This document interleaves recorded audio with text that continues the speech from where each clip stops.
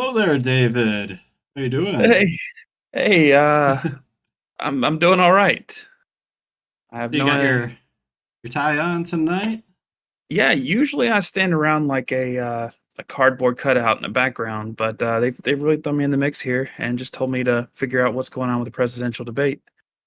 And I was born yesterday and I have no idea, but we'll figure it out. We'll figure it out together, my man. And we're here to watch the debate. We'll figure it out. Welcome everybody here on Discord. Welcome everybody on the other YouTube, Twitter, X, whatever you want to call it. But yeah, this should be fun. This should be interesting. You know, these debates. Honestly, I'm not that big of a fan. I'm gonna be dead honest with you. I'm not a big fan of these presidential debates. I don't know that they're the most productive thing in the world, but it should be interesting, and we'll go from there. Right? Yeah,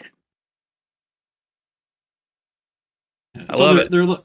they're turning like the mics off this time, so there's not going to be much like crosstalk. So not going to be as spicy as the last few years, I would assume, or at least the last Mm. debate.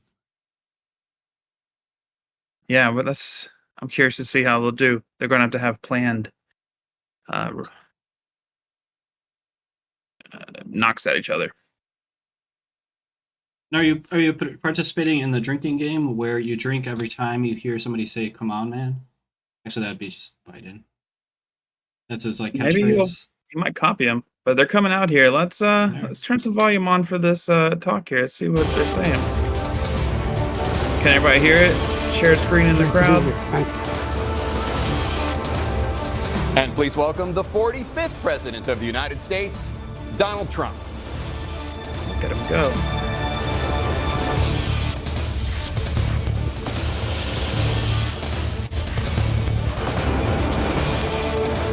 Gentlemen, thanks so much for being here. Let's begin the debate, and let's start with the issue that voters consistently say is their top concern, the economy. President Biden, inflation has slowed, but prices remain high. Since you took office, the price of essentials has increased. For example, a basket of groceries that cost $100 then now costs more than $120. And typical home prices have jumped more than 30%. What do you say to voters who feel they are worse off under your presidency than they were under President Trump? We got to take a look at what I was left when I became president, what Mr. Trump left me. We had an economy that was in free fall. The pandemic was so badly handled. Many people were dying. All he said was, it's not that serious. Just inject a little bleach into your arm. You'll be all right. The economy collapsed. There were no jobs. Unemployment rate rose to 15%. It was terrible. And so what we had to do is try to put things back together again. And that's exactly what we began to do. We created 15,000 new jobs. We brought out the position where we have 800,000 new manufacturing jobs. But there's more to be done. There's more to be done. Working class people are still in trouble. I come from Scranton, Pennsylvania. I come of a household where the kitchen table, if the things weren't able to be met during the month, it was a problem. Price of eggs, the price of gas, the price of housing, the price of a whole range of things. That's why I'm working so hard to make sure I deal with those problems. And we're going to make sure that we reduce the price of housing. We're going to make sure we build 2 million new units. We're going to make sure we cap rents so corporate greed can't take over. The combination, what I was left with in corporate greed, is the reason why we're in this problem right now. In addition to that, we're in a situation where if you take a look at all that was done in his administration, he didn't do much at all. By the time he left, things were in chaos, literally chaos. And so we put things back together. We created, I said, those jobs. We make sure we had a situation where we brought down the price of prescription drugs, which is a major issue for many people, to $15 for a insulin shot as opposed to $400. No senior has to pay more than $200 for any drug, all the drugs they can include beginning next year. And the situation is and we're going to make that available to everybody, to all Americans. So we're working to bring down the price around the kitchen table, and that's what we're going to get done. Thank you. President Trump?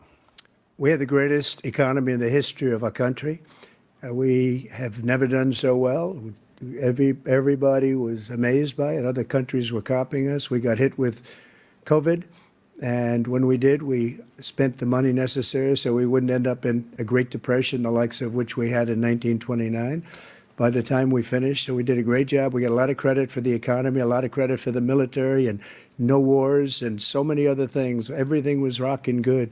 But the thing we never got the credit for, and we should have, is getting us out of that COVID mess. He created mandates that was a disaster for our country. But other than that, we had given them back a country where the stock market actually was higher than pre-COVID, and nobody thought that was even possible. The only jobs he created are for illegal immigrants and bounce-back jobs, a bounce-back from the COVID. He has not done a good job. He's done a poor job, and inflation's killing our country. It is absolutely killing us. Thank you. President Biden? Well, look, the greatest economy in the world. He's the only one that thinks that. I'm saying it was awful. I'm saying it's great. He had the greatest economy in the world. And, you know, the fact of the matter is that we found ourselves in a situation where his economy, he rewarded the wealthy. He had the largest tax cut in American history, $2 trillion. He raised a deficit larger than any president has in any one term. He's the only president other than Herbert Hoover who's lost more jobs than he had when he began, since Herbert Hoover. The idea that he did something that was significant. And the military, you know, when he was president, they were still killing people in Afghanistan. He didn't do anything about that. When he was president, we were still finding ourselves in a position where you had a notion that we were this safe country. The truth is, I'm the only president this century that doesn't have this decade, that doesn't have any troops dying anywhere in the world like he did. President Trump, I want to follow up if I can. Am I allowed to respond to him? Well, I'm going to ask you a follow-up. You can do whatever you want with the minute that we give you. Next I round, want to follow fight. up. You want to impose a 10% tariff on all goods coming into the U.S. How will you ensure that that doesn't drive prices even higher? It's not going to drive them higher. It's just going to cost countries that have been ripping us off for years, like China and many others, in all fairness to China. It's going to just force them to pay us a lot of money, reduce our deficit tremendously, and give us a lot of power for other things. But he made a statement. The only thing he was right about is I gave you the largest tax cut in history. I also gave you the largest regulation cut in history. That's why we had all the jobs. And the jobs went down, and then they bounced back, and he's taking credit for bounce-back jobs. You can't do that. He also said he inherited 9% inflation. No, he inherited almost no inflation, and it stayed that way for 14 months.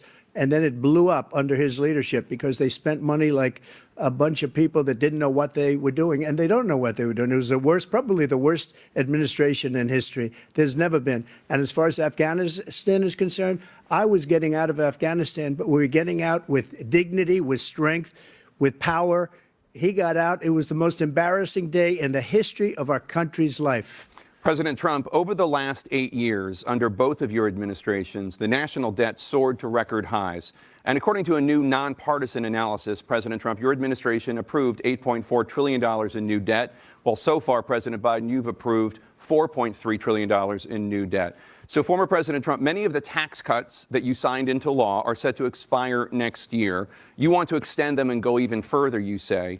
With the U.S. facing trillion-dollar deficits and record debt, why should top earners and corporations pay even less in taxes than they do now? Because the tax cuts spurred the greatest economy that we've ever seen just prior to COVID. And even after COVID, it was so strong that we were able to get through COVID much better than just about any other country. But we spurred, that tax spurred. Now, when we cut the taxes, as an example, the corporate tax was cut down to 21% from 39%, plus beyond that.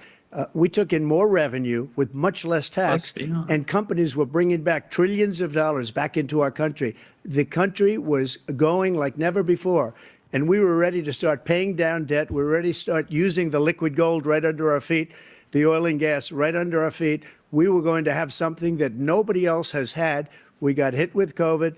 We did a lot to fix it. I gave him an unbelievable situation with all of the therapeutics and all of the things that we came up with.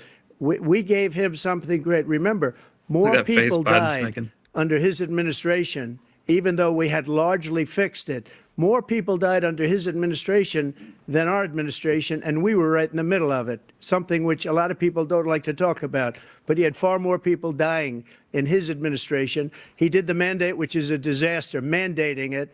The vaccine went out. He did a mandate on the vaccine, which is the thing that people most objected to about the vaccine. And he did a very poor job, just a very poor job. And I will tell you, not only poor there, but throughout the entire world, we're no longer respected as a country. They don't respect our leadership. They don't respect the United States anymore. We're like a third world nation between weaponization of his election, trying to go after his political opponent, all of the things he's done. We've become like a third world nation, and it's a shame. The damage he's done to our country. And I'd love to ask him, and will, why he allowed millions of people to come in here from prisons, jails, and mental institutions to come into our country and destroy our country. President Trump, we will get to immigration later in this block. President Biden, I want to give you an opportunity to respond to this question about the national debt. He had the largest national debt of any president in a four-year period, number one. Number two, that $2 trillion tax cut benefited the very wealthy. What I'm going to do is fix the tax system. For example, we have 1,000 trillionaires in America. Billionaires in America. And what's happening? They're in a situation where they, in fact, pay 8.2% in taxes. If they just paid 24%, 25%, either one of those numbers, they'd raise $500 billion, I should say, in a 10-year period. We'd be able to wipe out his debt. We'd be able to help make sure that all those things we need to do, child care, elder care, making sure that we continue to strengthen our healthcare system, making sure that we're able to make every single solitary person eligible for what I've been able to do with the with the COVID, with dealing with everything we have to do with, look, if we finally beat Medicare. Thank you, President Biden. President Trump?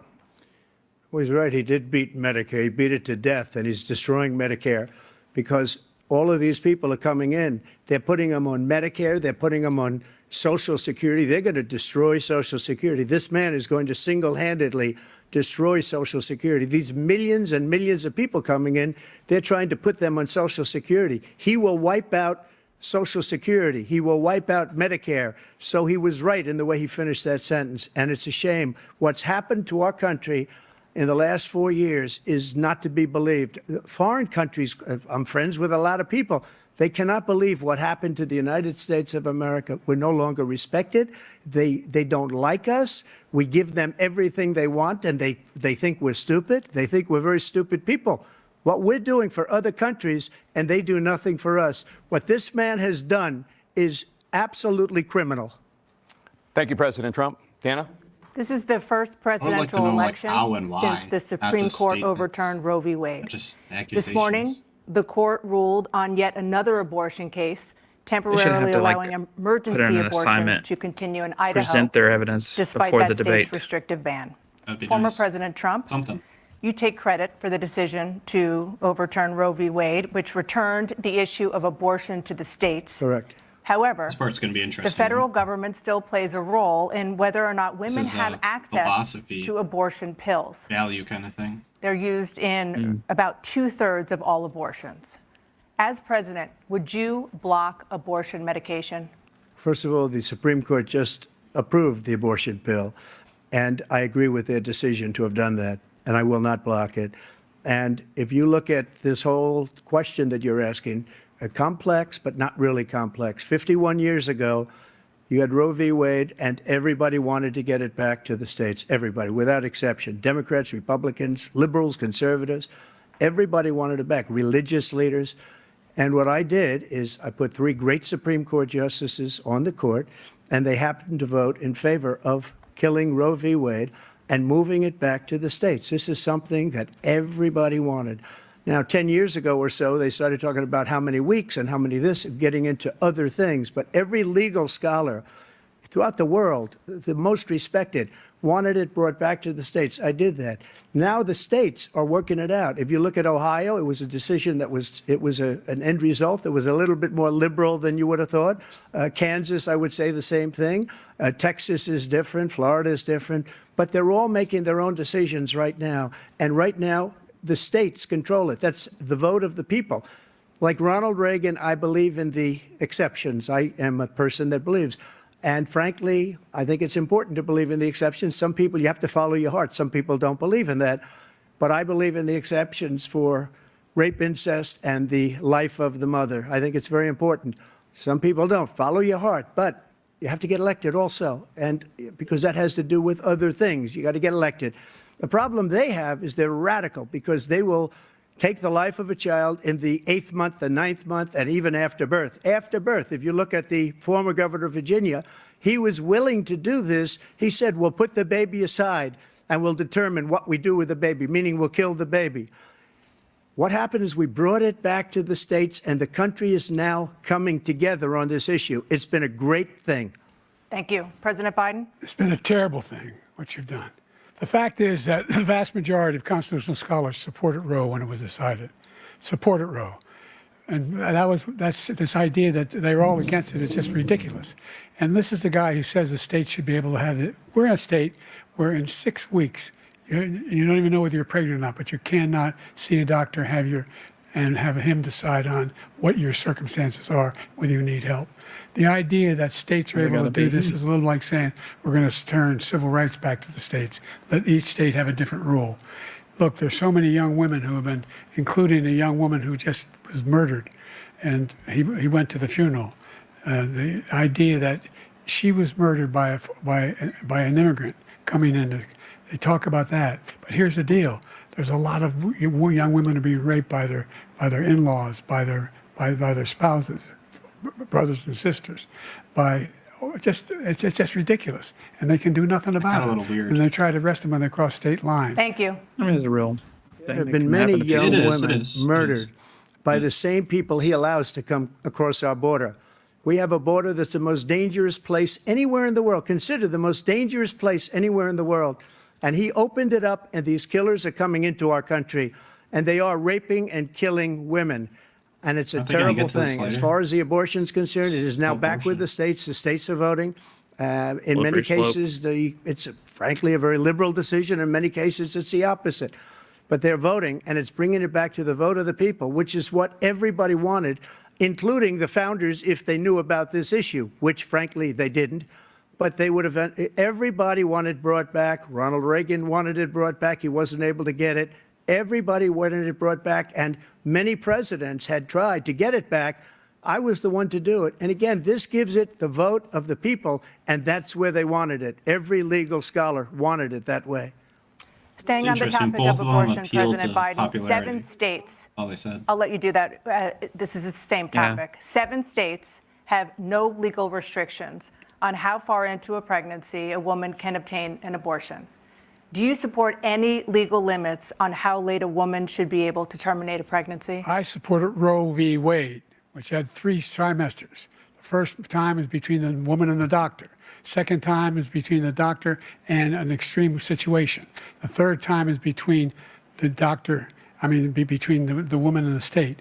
The idea that the politicians, that the founders wanted the politicians to be the ones making decisions about women's health is ridiculous. That's the last. No politician should be making that decision. A doctor should be making those decisions. That's how it should be run. That's what you're going to do. And if I'm elected, I'm going to restore Roe v. Wade. So that means he can take the life of the baby in the 9th month and even after birth, because some states, Democrat run, take it after birth. Again, the governor, former governor of Virginia, he said he wanted it up to the states. Put the baby down, then we decide what to do with it. So he's willing to, as we say, rip the baby out of the womb in the 9th month and kill the baby. Nobody wants that to happen, Democrat or Republican. Nobody wants it to happen. That is simply not true. The Roe v. Wade does not provide for that. That's not the circumstance. Only if a woman's life is in danger, she's going to die. That's the only circumstance in which that can happen. But we are not for late-term abortion, period. Period. Under Roe v. Wade, you have late-term abortion. You can do whatever you want, depending on the state. You can do whatever you want. We don't think that's a good thing. We think it's a radical thing. We think the Democrats are the radicals, not the Republicans. For 51 years, that was the law. 51 years, constitutional scholarship said it was the right way to go. 51 years, and it was taken away because this guy put very conservative members on the Supreme Court. He takes credit for taking it away. What's he going to do? What's he going to do, in fact, if the MAGA Republicans, he gets elected, and the MAGA Republicans control the Congress, and they pass a universal ban on abortion, period, across the board at 6 weeks or 7 or 8 or 10 weeks, something very, very conservative.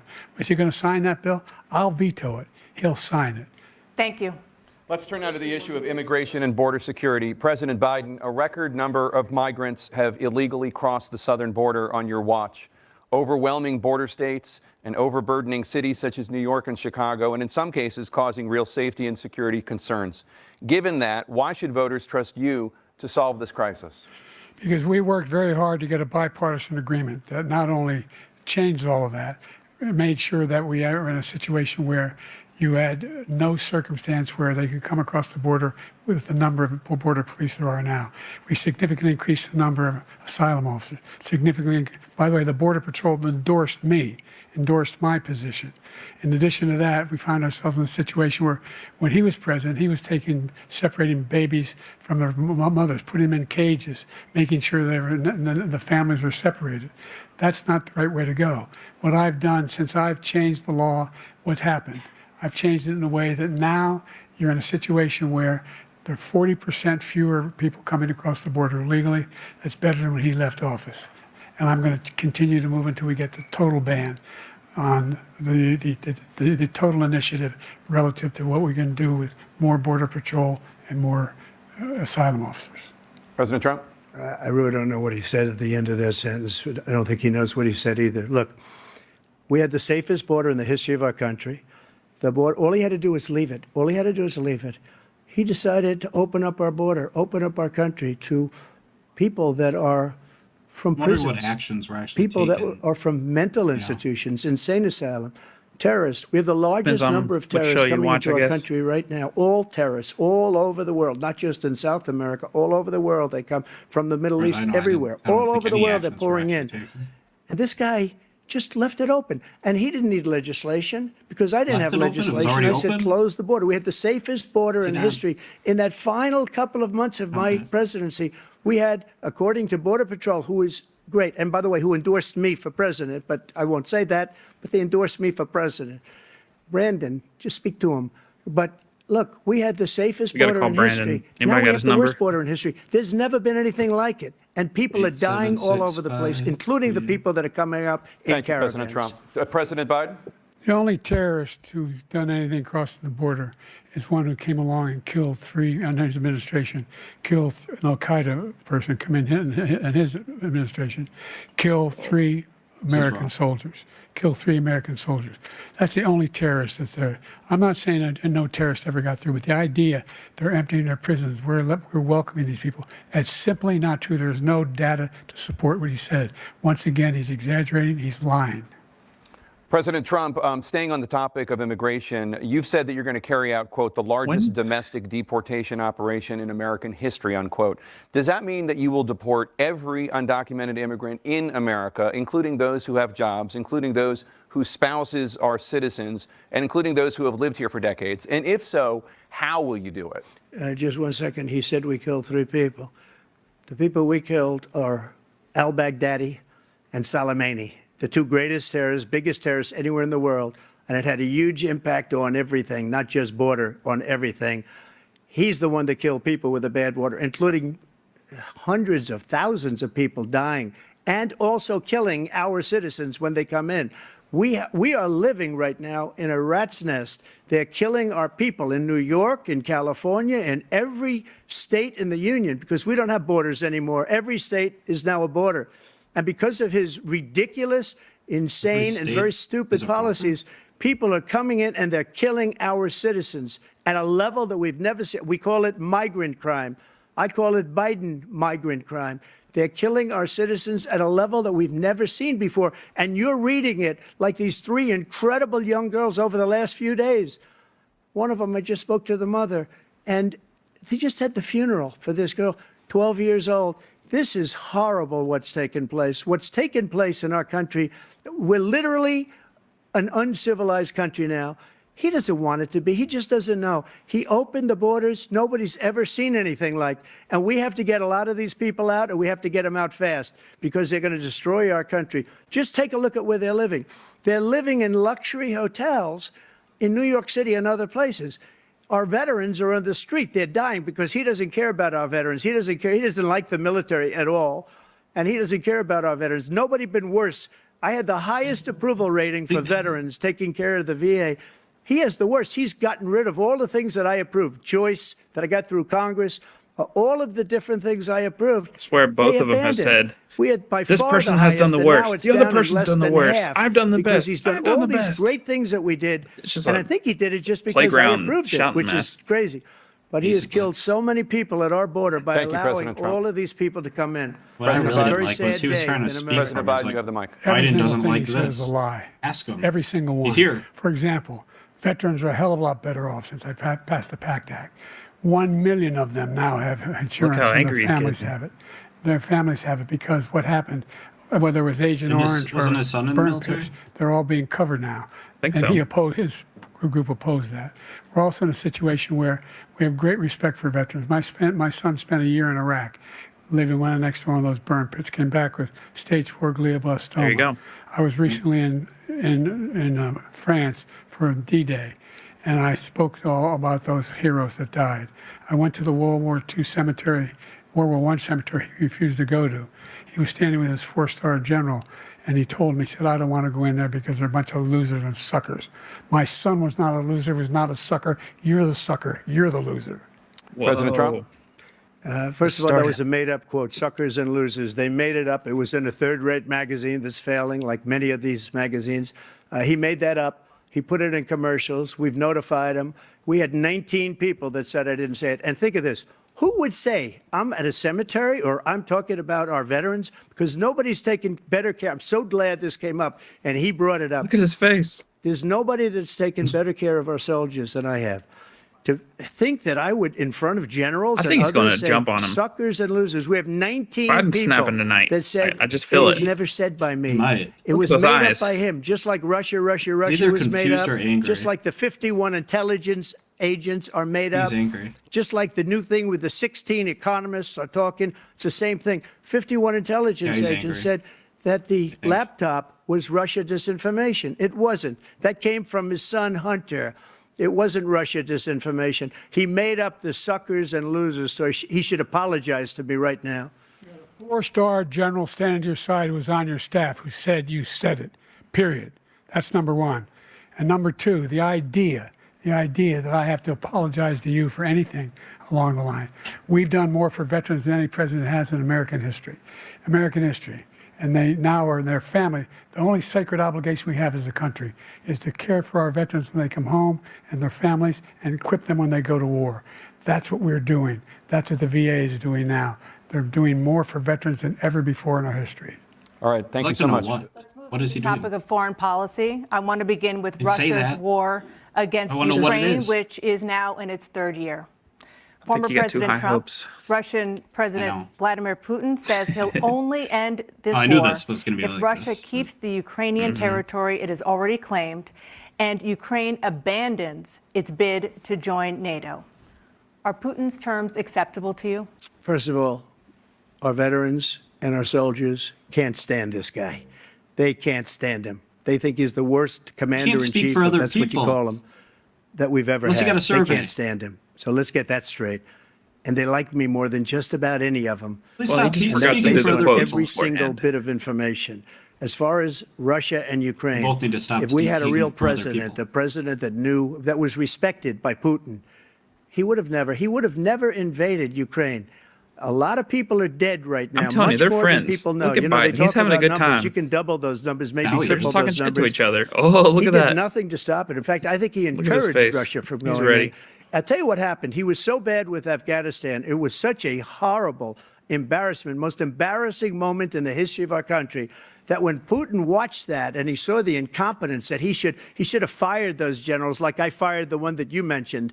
And so he's got no love lost, but he should have fired those generals. No general got fired for the most embarrassing moment in the history of our country, Afghanistan, where we left billions of dollars of equipment behind. We lost 13 beautiful soldiers, and 38 soldiers were obliterated. And by the way, we left people behind, too. We left American citizens behind.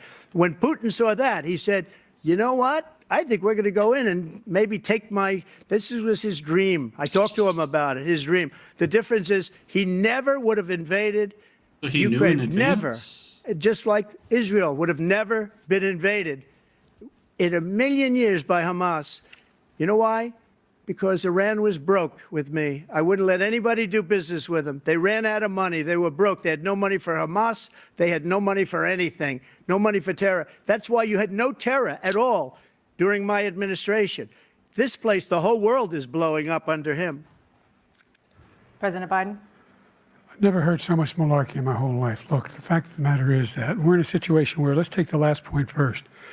Iran attacked American troops, caused brain damage for a number of these troops, and he did nothing about it. So much fact-checking when he you was had to president. do. They attacked. He said they're just having headaches. That's all it is. He didn't do a thing when the attack took place, number one. Number 2, we got over 100,000 Americans and others out of Afghanistan during that airlift.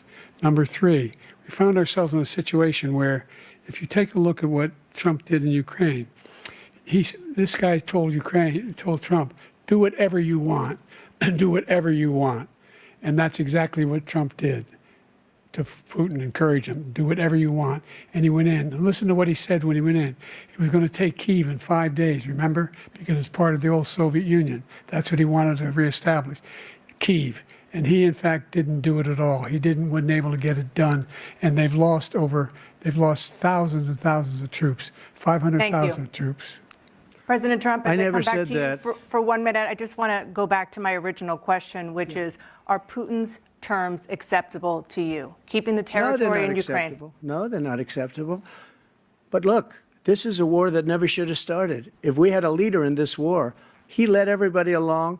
He's given $200 billion now or more what do you do to prevent Ukraine. He's given $200 billion. That's a lot of money. I don't think there's ever been anything like it. Every time that Zelensky comes to this country, he walks away with $60 billion. He's the greatest salesman ever. And I'm not knocking him. I'm not knocking anything. I'm only saying the money that we're spending on this war, and we shouldn't be spending, it should have never happened. I will have that war settled between Putin and Zelensky as president-elect before I take office on January 20th. I'll have that war settled. People being killed needlessly, so stupidly. Let's write that one down. I will get it settled, and I'll get it settled fast before I take office. President Biden, you have a minute. Before you take off. Talk about the Middle East. Putin is a war criminal. He's killed thousands and thousands of people.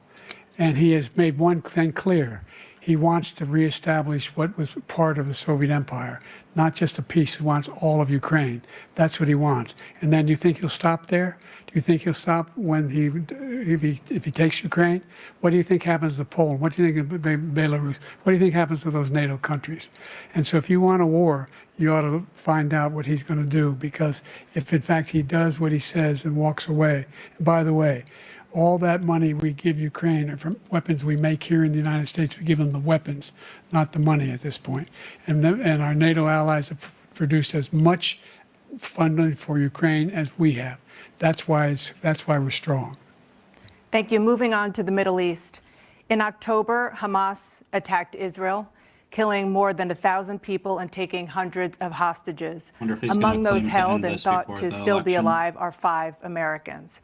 Israel's response has killed thousands of Palestinians and created a humanitarian crisis in Gaza. President Biden, you've put forward a proposal to resolve this conflict, but so far Hamas has not released the remaining hostages, and Israel is continuing its military offensive in Gaza. So what additional leverage will you use to get Hamas and Israel to end the war? You have 2 minutes. Number one, everyone from the United Nations Security Council straight through to the G7 to the Israelis and Netanyahu himself have endorsed the plan I put forward. Which has 3 stages to it. The first stage is trade the hostages for a ceasefire. Second phase is a ceasefire with additional conditions. The third phase is the end of the war. The only one who wants the war to continue is Hamas, number one. They're the only ones standing out. We're still pushing hard to get them to accept. In the meantime, what's happened? In Israel, we're finding that the only thing I've denied Israel was 2,000-pound bombs. They don't work very well in populated areas. They kill a lot of innocent people. We're providing Israel with all the weapons they need and when they need them. And by the way, I'm the guy that organized the world against Iran when they had a full-blown intercontinental ballistic ballistic missile attack on Israel. No one was hurt. No one Israeli was accidentally killed, and it just stopped. We saved Israel. We are the biggest producer of support for Israel of anyone in the world. And so there are two different things. Hamas cannot be allowed to be continued. We continue to send our experts and our intelligence people as to how they can get Hamas like we did bin Laden. You don't have to do it. And by the way, they've been greatly weakened, Hamas, greatly weakened, and they should be. They should be eliminated. But you've got to be careful for using certain weapons among population centers. Just going back to Ukraine for 1 second. We have an ocean separating us. The European nations together have spent $100 billion, or maybe more than that, less than us. Why doesn't he call them and say, you got to put up your money like I did with NATO? I got them to put up hundreds of billions of dollars. The Secretary General of NATO said Trump did the most incredible job I've ever seen. They wouldn't have any. They were going out of business. We were spending almost 100% of the money was paid by us. He didn't do that. He's getting all. You got to ask these people to put up the money. We're over $100 billion more spent, and it has a bigger impact on them because of location, because we have an ocean in between. You got to ask them. As far as Israel about Alaska. and Hamas, Is he talking about Israel's Russia? the one that wants to go. He said the only one that wants to keep going is Hamas. Actually, Israel is the one, and you should let him go and let him finish the job. He doesn't want to do it. He's become like a Palestinian, but they don't like him because he's a very bad Palestinian. He's a weak one. President Biden, you have a minute. I've never heard so much foolishness. This is a guy who wants to get out of NATO. You're going to stay in NATO? He's going to pull out of NATO. The idea that we have, our strength lies in our alliances as well. It may be a big ocean, but we're ever able to avoid a war in Europe, a major war in Europe? What happens if, in fact, you have Putin continue to go into NATO? We have an Article 5 agreement. Attack on one is attack on all. You want to start the nuclear war he keeps talking about, go ahead. Let Putin go in and control Ukraine and then move on to Poland and other places. You see what happens then. He has no idea what the hell he's talking about. And by the way, I got 50 other nations around the world to support Ukraine, including Japan and South Korea, because they understand that this kind of dislocation has a serious threat to the whole world peace. No major war in Europe has ever been able to be contained just to Europe. President Trump, just to follow up, would you support the creation of an independent Palestinian state in order to achieve peace in the region? I'd have to see, but before we do that, the problem we have is that we spend all the money. So they kill us on trade. I made great trade deals with the European nations because if you add them up, they're about the same size economically. Their economy is about the same size as the United States. And they were no cars, they don't want anything that we have, but we're supposed to take their cars, their food, their everything, their agriculture. I changed that. But the big thing I changed is they don't want to pay. And the only reason that he can play games with NATO is because I got them to put up hundreds of billions of dollars. I said, and he's right about this, I said, no, I'm not going to support NATO if you don't pay. They asked me that question, would you guard us against Russia at a very secret meeting of the 28 states at that time, nations at that time? And they said, no, if you don't pay, I won't do that. And you know what happened? Billions and billions of dollars came flowing in the next day and the next months. But now we're in the same position. We're paying everybody's bills. Let's turn to the issue of democracy. Former President Trump, I want to ask you about January 6, 2021. After you rallied your supporters that day, some of them stormed the Capitol to stop the constitutionally mandated counting of electoral votes. As president, you swore an oath to, quote, preserve, protect, and defend, unquote, the Constitution. What do you say to voters who believe that you violated that oath through your actions and inaction on January 6th and worry that you'll do it again? Well, I don't think too many believe that. And let me tell you about January 6th. On January 6th, we had a great border. Nobody coming through, very few. On January 6th, we were energy independent. On January 6th, we had the lowest taxes ever. We had the lowest regulations ever. On January 6th, we were respected all over the world. All over the world, we were respected. And then he comes in, and we're now laughed at. We're like a bunch of stupid people. What happened to the United States' reputation under this man's leadership is horrible, including weaponization, which I'm sure at some point you'll be talking about, where he goes after his political opponent because he can't beat him fair and square.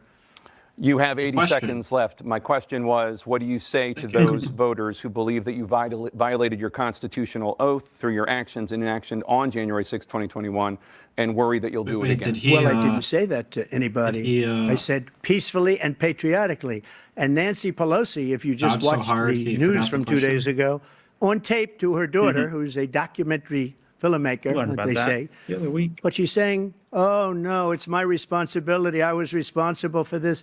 Because I offered her 10,000 soldiers or National Guard. What is he talking about? And she turned them down. And the mayor of the question? In writing, by the way, the mayor in writing turned it down. The mayor of D.C.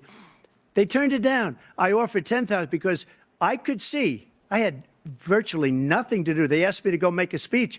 I could see what was happening. Everybody was saying they're going to be there on January 6th. They're going to be there. And I said, you know what? There's a lot of people coming. You could feel it. You could feel it too, and you could feel it. And I said, they ought to have some National Guard or whatever.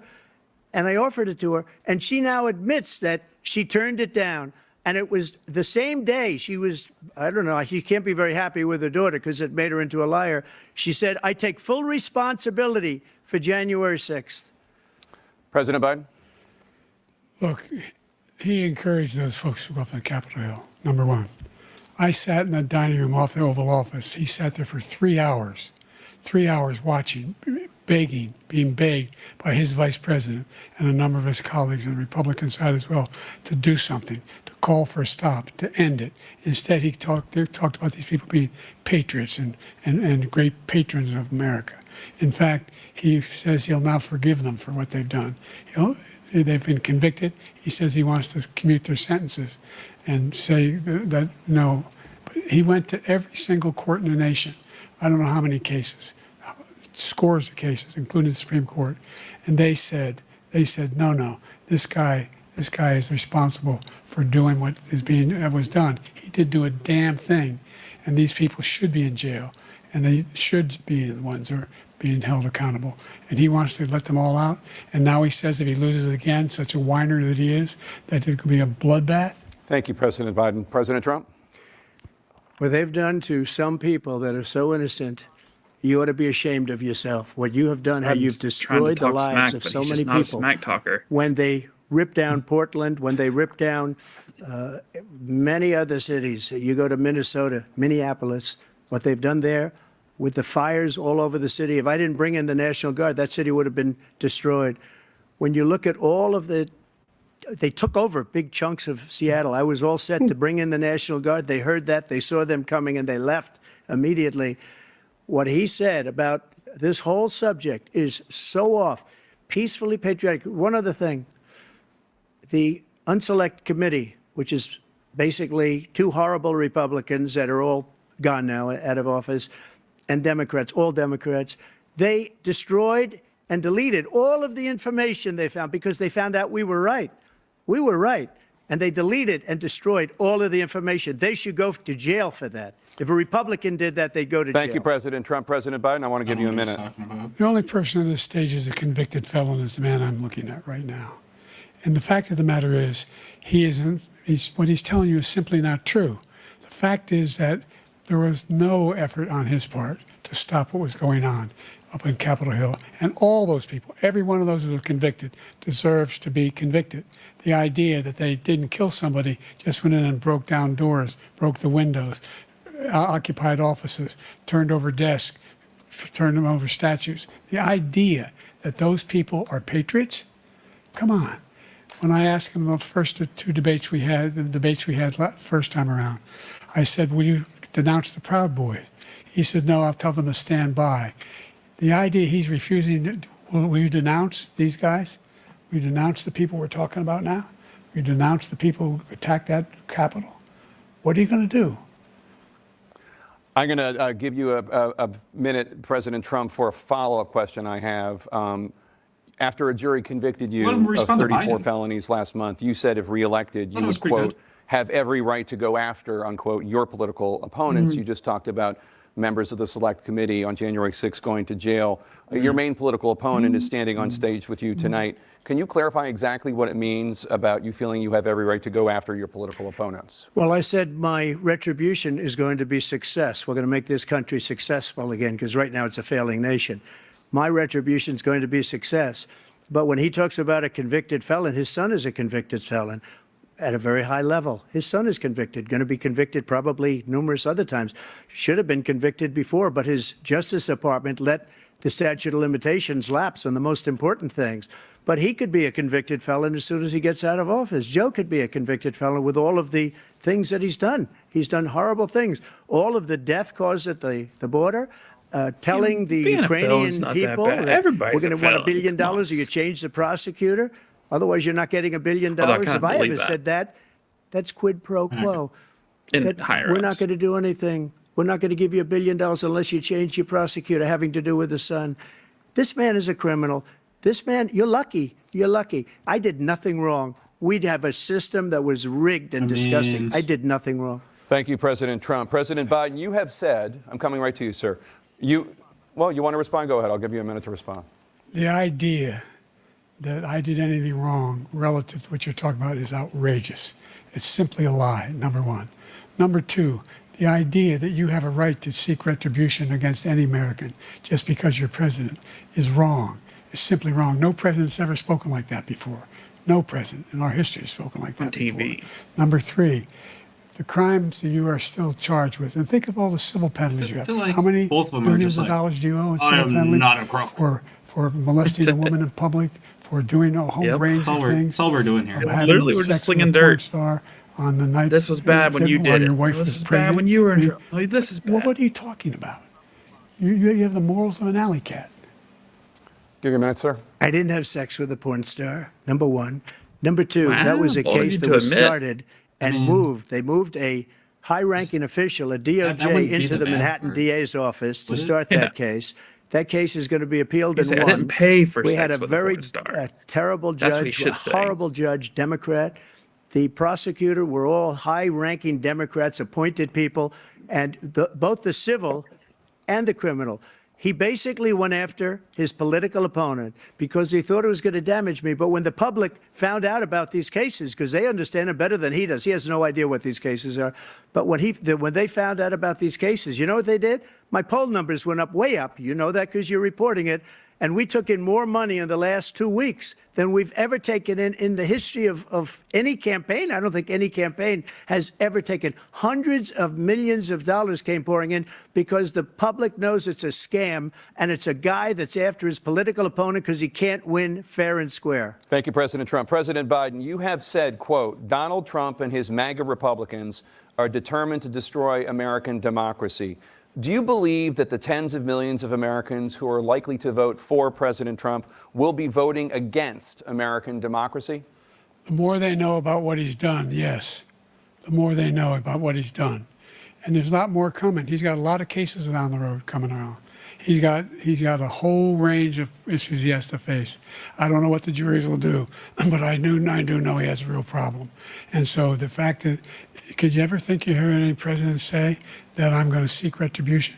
Do you ever hear any president say that I thought Hitler had some good ideas? What got me involved to run in the first place after my son had died, I decided in Iraq, because of Iraq, I said I wasn't going to run again until I saw what happened in Charlottesville, Virginia. People coming out of the woods carrying swastikas on torches, and singing the same anti-Semitic bile they sang when back in Germany.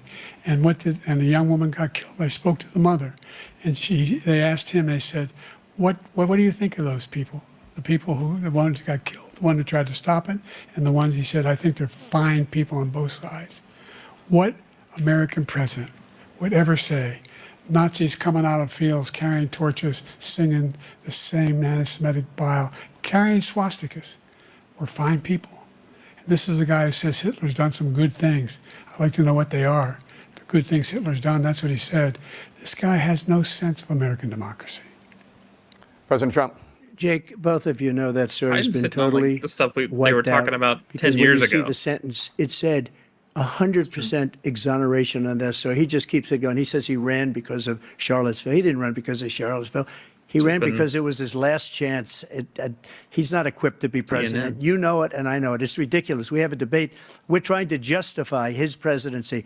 His presidency, he's without question the worst president, the worst presidency in the history of our country. We shouldn't be having a debate about it. There's nothing to debate. He made up the Charlottesville story, and you'll see it's debunked all over the place. Every reasonable anchor has debunked it. And just the other day, it came out where it was fully debunked. It's a nonsense story. He knows that, and he didn't run because of Charlottesville. He used that as an excuse to run. President Biden? And debunked. It happened. All you have to do is listen to what was said at the time. And the idea that somehow that's the only reason I ran because I was worried a guy like this guy could get elected. If he thought they were good people coming out of that forest, carrying those woods, carrying those torches, then he didn't deserve to be president. Didn't deserve to be president at all. And the idea that he's talking about all this being fabricated, we saw with our own eyes. We saw what happened on January 6th. We saw the people breaking through the windows. We saw people occupying his own vice president. Look, there's a reason why 40 of his 44 top cabinet officers refused to endorse him this time. His vice president hasn't endorsed him this time. So why? Why? They know him well. They serve with him. Why are they not endorsing him? Thank you, President Biden. We're going to be right back with more from the CNN presidential debate. All right. We can talk a little bit. I'm gonna mute it. Yeah. Mm-hmm.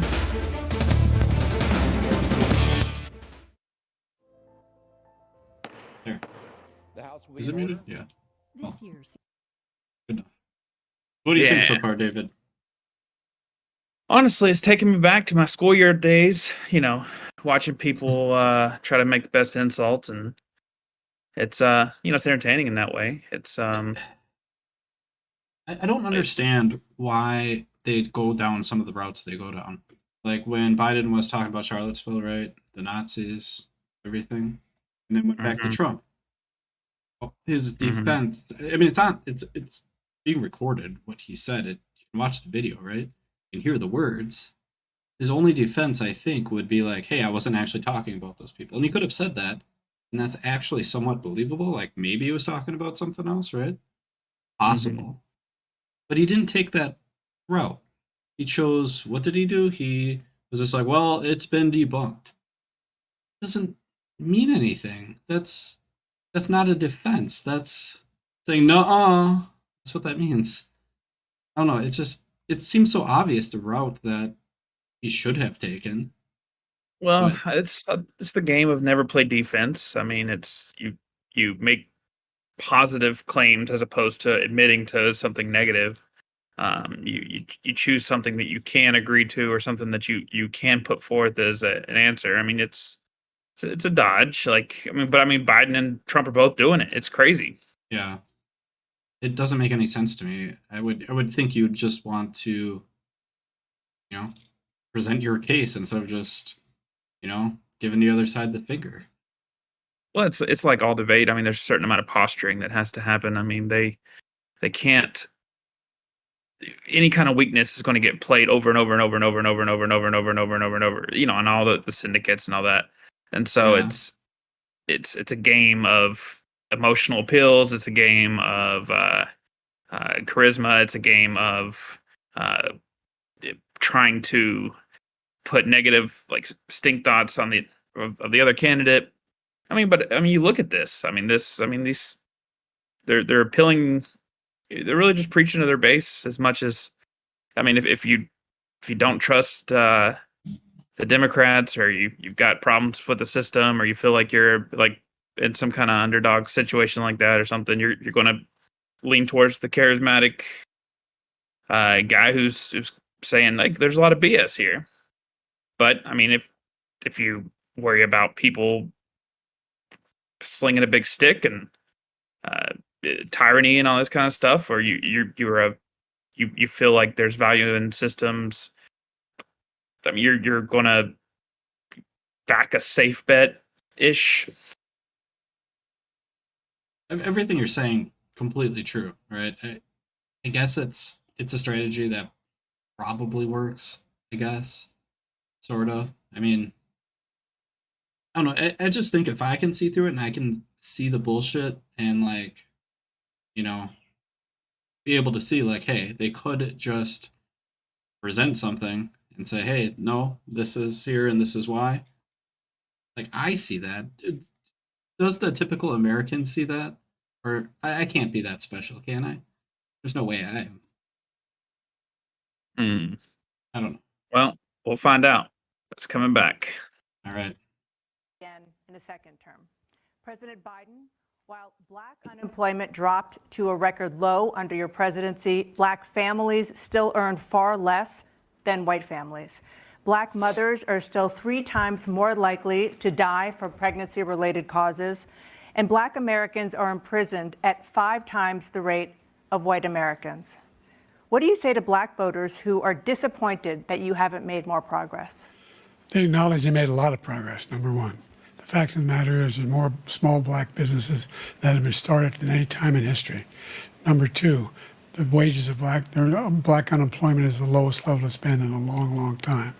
Number three, we're providing housing for Black Americans and dealing with the segregation that exists among these corporations that collude to keep people out of their houses.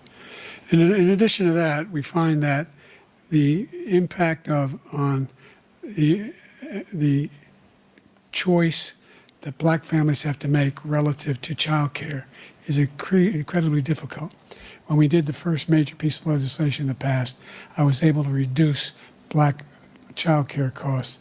I cut them in half.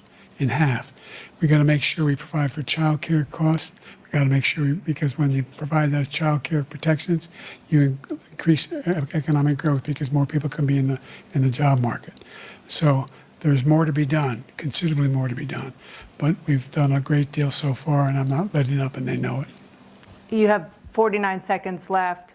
What do you say to Black voters who are disappointed with the progress so far? I say I don't blame them for being disappointed. Inflation is still hurting them badly. For example, I provided for the idea that any Black family first-time home buyer should get a $10,000 tax credit to be able to buy their first home so they can get started.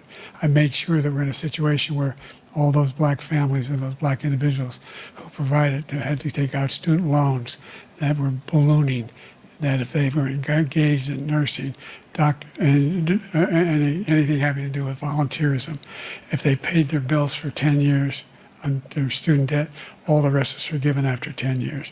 Millions have benefited from that. And we're going to do a whole lot more for Black families. Thank you, President Trump. And he caused the inflation. He's blaming inflation, and he's right, it's been very bad. He caused the inflation, and it's killing Black families and Hispanic families and just about everybody.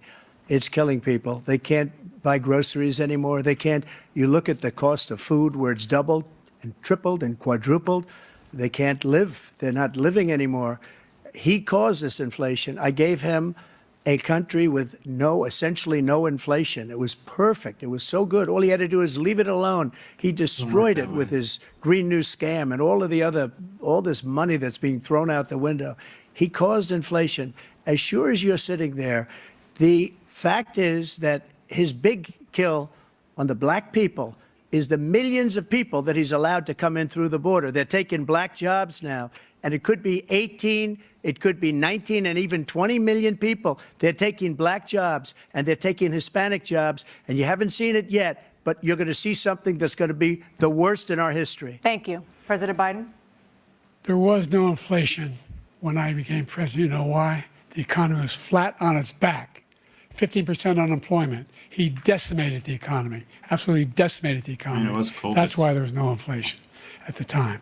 There were no jobs. It was the best. Provided thousands of millions of jobs for individuals who were in all communities, including minority communities. We made sure that they have health insurance. We have covered, the ACA has increased. I made sure that they're $8,000 per person in a family to get written off for the health care. But this guy wants to eliminate the numbers that. They hardly tried matter 50 with times. COVID. He Like, wants to that get rid of the skews ACA everything. again. And they're going to try again if they win. You find ourselves in a position where In favor for the big idea corporations. It's skewed that really we're well not for doing big anything. corporations. We put more police on the street than any administration has. He wants to cut the cops. We're providing for equity and making sure people have a shot to make it. There's a lot going on, but in inflation, he caused it by his tremendous malfeasance in the way he handled the pandemic. Thank you. Another persistent challenge is the climate crisis. 2023 was the hottest year in recorded history, and communities across the country are confronting the devastating effects of extreme heat, intensifying wildfires, stronger hurricanes, and rising sea levels. Former President Trump, you've vowed to end your opponent's climate initiatives, but will you take any action as president to slow the climate crisis? Well, let me just go back to what he said about the police, how close the police are to him. Almost every police group in the nation from every state for other people. is supporting Donald J. Trump. Almost every police That's group. probably actually true. And what he's done to the black population is horrible, including the fact that for 10 years he called them super predators. We can't, in the 1990s, we can't forget that. Super predators was his name. And he called it, and they've taken great offense at it. And now they see it happening. But when they see what I did for criminal justice reform really can't do that and for with the his historically black colleges and Got universities, a lot of where I Botox. funded them and got them all funded, and the Trump does okay right opportunity now. zones with Tim, as Just you do know, that the Tim whole Scott time. was incredible. He did a great job. Great Fall senator asleep? from South Carolina. He came That's to not me good with the either. I idea, don't and it know. was a great Just idea. look It's one of the away. most Turn around. successful economic development acts ever You in need the country. sunglasses. Opportunity zones. And the biggest beneficiary are blacks. And that's why we have the best numbers with them in maybe ever. They're saying ever. I read this morning where ever, the best numbers. He's lost much of the black population because he's done a horrible job for black people. He's also done a horrible job for Hispanics. But wait till you see these millions of people pouring into our country, and they're going to take the jobs. And it's already started, and you haven't seen anything yet. It's a disaster. You 38 seconds left. President Trump, will you take any action as president to slow the climate crisis? So I want absolutely immaculate clean water, and I want absolutely clean air, and we had it. We had H2O. We had the best numbers ever, and we were using all forms of energy, all forms, everything. And That's yet, not how that during my works. 4 years, I had the best environmental not. numbers ever. And my top environmental people gave me that statistic just before I walked on the stage, actually. I don't know Can't where the use hell he's fossil been. fuels and have The cleaner idea air. that anything he said is true. Compatible. I've passed the most extensive climate change legislation in history. In history, we find ourselves, and by the way, black colleges. I came up with $15 billion for HBCUs, historic black universities and colleges, because they don't have the kind of contributors that they have to build these laboratories and the like. Any black student is capable of college of doing any white student can do. They just have the money. But now they'll be able to get those jobs in high tech. We're in a situation where the idea that he is claiming to have done something that had the cleanest water, Wait, he hadn't done a we're damn back thing. with the bouncing environment. around here. He pulled out of the Paris Peace Accord, Climate Accord. I immediately joined it because if we reach 1.5 degrees Celsius at any one point, where there's no way back. The only existential threat to humanity is climate change, and he didn't do a damn thing about it. He wants to undo all that I've done. The Paris Accord was going to cost us $1 trillion, and China nothing, and Russia nothing, and India nothing. It was a ripoff of the United States. And I ended it because I didn't want to waste that money because they treat us horribly. We were the only ones. It was costing us money. Nobody else was paying into it. And it was a disaster. But everything that he said just now, I'll give you an example. I heard him say before insulin. I'm the one that got the insulin down for the seniors. I took care of the seniors. What he's doing is destroying all of our medical programs because the migrants coming in, they want everybody. And look, I have the biggest heart on the stage. I guarantee you that. And I want to take care of people. But we're destroying our country. They're taking over our schools, our hospitals, and they're going to be taking over Social Security. He is destroying Social Security, Medicare, and Medicaid. Who's taking Social Security? Who's he talking about? The idea is that we, in fact, Old people. we were the only ones of yes. consequence who were not members of the Paris Accord. How can we do anything? We're not able to, the United States can't get its pollution under control. One of the largest polluters in the world, number one. We're making significant progress. China. By 2035, we will have cut pollution in half. He's we have made, looking for we've made treasure for us. significant progress. And we're continuing to make progress. We set up a climate corps for thousands of young people who will learn how to deal with climate, just like the Peace Corps. And we're going to we're moving in directions that are going to significantly change the elements of cause of pollution. But the idea that he claims that he has the biggest heart up here and he's really concerned about pollution and about climate, I've not seen any indication of that. And by the way, with regard to prescription drugs, one company agreed that they would reduce the price to $35, which I was calling for, one, voluntarily. I made sure every company in the world, every pharmaceutical company, cannot have to pay. Thank you. And by the way, thank you. So every day, millions of Americans struggle just to make ends meet. For many older Americans, Social Security provides a critical lifeline. President Biden, if nothing is done to Social Security, seniors will see their benefits cut in just over 10 years. Will you name tonight one specific step that you're willing to take to keep Social Security solvent? Yes, make the very wealthy begin to pay their fair share. Right now, everybody making under $170,000 pays 6% of their income, of their paycheck, every single time they get a paycheck from the time of the first one they get when they're 18 years old. The idea that they're gonna, I'm proposing that everybody, they pay, the millionaires pay 1%. 1%. So no one I would not raise the cost of Social Security for anybody under $400,000. After that, I began to make the wealthy begin to pay their fair share by increasing from 1% beyond to be able to guarantee the program for life. So you still have 82 seconds left. Are there any other measures that you think that would be able to help keep Social Security solvent, or is that one enough? Well, no, that one enough will keep it solvent. But the biggest thing I'll do if we defeat this man, because he wants to get rid of Social Security. He thinks there's plenty to cut in Social Security. He's wanting to cut Social Security and Medicare, both times. And that's what. And if you look at the program put forward by the House Republican caucus that he, I believe, supports, is in fact want to cut it as well. The idea that we don't need to protect our seniors is ridiculous. And by the way, the American public has greater health care coverage today than ever before. And on the ACA, as I said, you're in a circumstance where 400,000 people, 40 million people would not have insurance because they have a pre-existing condition. Only thing that allows them to have that insurance is the fact that they, in fact, are part of the ACA. And by the way, the other thing is, we're in a situation where I talk about education for black communities. I've raised the amount of money for Pell Grants by another $8,000. So anybody making under $70,000 a year is going to be able to get $15,000 toward their tuition. He just doesn't know what he's talking about. Thank you, President Biden. President Trump. So I've dealt with politicians all my life. I've been on this side of the equation for the last 8 years. I've never seen anybody lie like this guy. He lies. I've never seen it. He can look you in the face. About so many other things too. And we mentioned the laptop. We mentioned Russia, Ukraine. Everything he does is a lie. Oh, no. It's misinformation and disinformation. This has nothing to do with the question. The losers and suckers story that he made up is a total lie on the military. It's a disgrace. But Social Security, he's destroying it because millions of people are pouring into our country, and they're putting them onto Social Security. They're putting them onto Medicare, Medicaid. They're putting them in our hospitals. They're taking the place of our citizens. What they're doing to the VA, to our veterans, is unbelievable. Our veterans are living in the street, and these people are living in luxury hotels. He doesn't know what he's doing, and it's really coming back. I've never seen such anger in our country before. President Biden?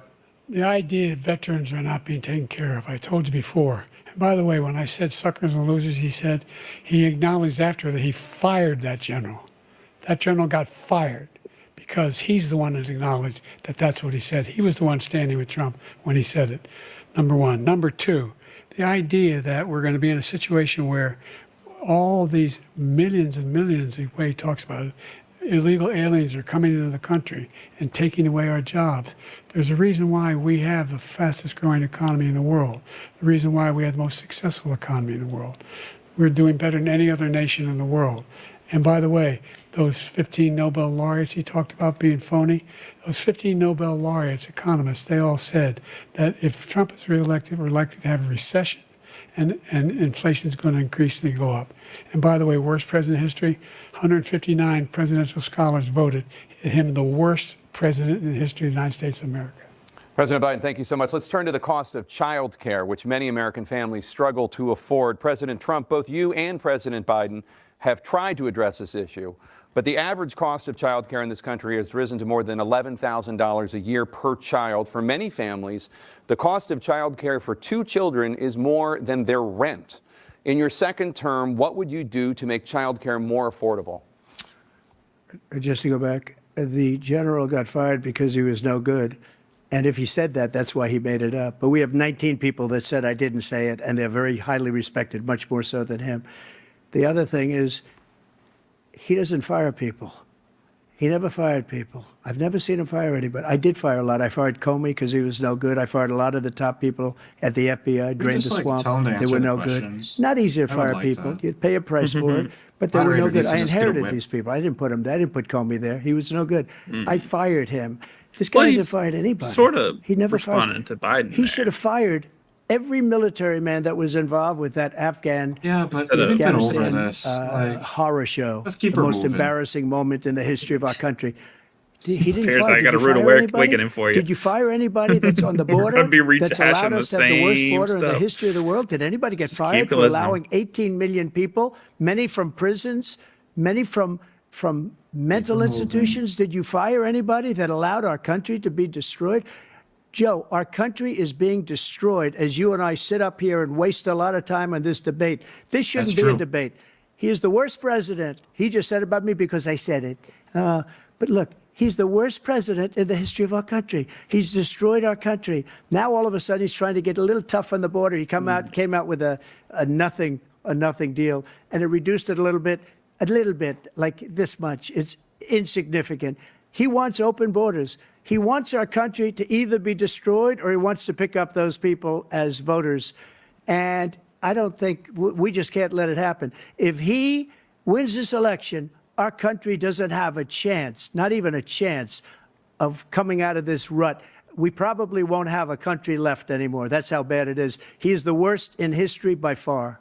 Thank you, President Trump. President Biden. We're the most admired country in the world. As a parent, I feel really inspired by what he said about capacity. how he's going to make child care more affordable. Military in the history of the world. That was good. The finest in the history of the world. No one thinks we're weak. That's relief. No one wants to screw around with us. Nobody. Number one. Number two, the idea that we're talking about worst presidents. I wasn't joking. Look it up. Go online. No, they don't care about people and their jobs and their the exact number. Presidential historians. They had meetings and they voted who's the worst president in American history. One through best to worst. They said he was the worst in all of American history. That's a fact. That's not conjecture. He can argue they're wrong, but that's what they voted. The idea that he is doing anything to deal with child care. What you walk away remembering. For virtually nothing to child care. We should significantly increase the child care tax credit. We should significantly increase the availability of women and men or single parents to be able to go back to work. And we should encourage businesses to have. Thank you, President Biden. President Trump, the question was about what would you do to make child care more affordable, if you want to take your minute. Just so you understand, we have polling, we have other things that they rate him the worst because what he's done is so bad. And they rate me, I'll show you, I will show you, and they rate me one of the best, okay? And if I'm given another 4 years, I will be the best. I think I'll be the best.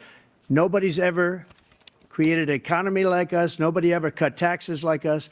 He's the only one I know. He wants to raise your taxes by 4 times. He wants to raise everybody's taxes by 4 times. He wants the Trump tax cuts to expire. So everybody, including the 2 of you, are going to pay 4 to 5 times. Nobody ever heard of this before. All my life, I'd grow up and I'd see politicians talking about cutting taxes. When we cut taxes, as I said, we did more business. Apple and all these companies, they were bringing money back into our country. The worst president in history by far, and everybody knows it. President Biden? Look, the fact of the matter is that he's dead wrong about, he's increased the tariff, he will increase the taxes on middle-class people. I said I'd never raise a tax on anybody making less than $400,000. I didn't. But this tariff is 10% tariffs. Everything coming into the country, you know what the economists say? That's going to cost the average American $2,500 a year more because they're going to have to pay the difference in food and all the things that were imported. Number two, he's in a situation where he talks about how he has not raised, he somehow helped the middle class. Middle class have been devastated by you. Now you want a new tax cut of $5 trillion over the next 10 years, which is going to fundamentally bankrupt the country. You had the largest deficit of any president in American history, number one. Number two, you have not, in fact, made any contact, any progress with China.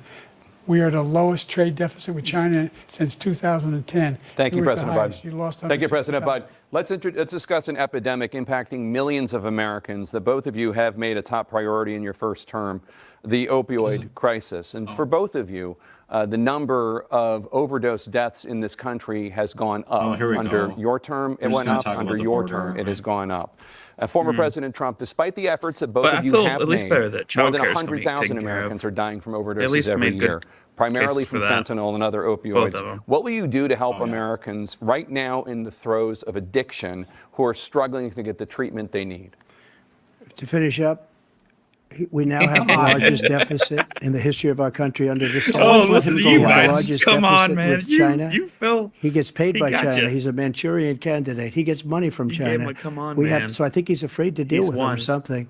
But do you notice he never took out my tariffs because we bring in so much money with the tariffs that I imposed on China. He never took them away. He can't because it's too much money. It's tremendous. And we saved our steel industries, and there was more to come, but he hasn't done that. But he hasn't cut the tariffs because he can't, because it's too much money. But he's got the largest deficit in the history of our country. And he's got the worst, like one of the candidates. The worst situation with China. China's going to own us if you keep allowing them to do what they're doing to us as a country. They are killing us as a country, Joe, and you can't let that happen. You're destroying our country.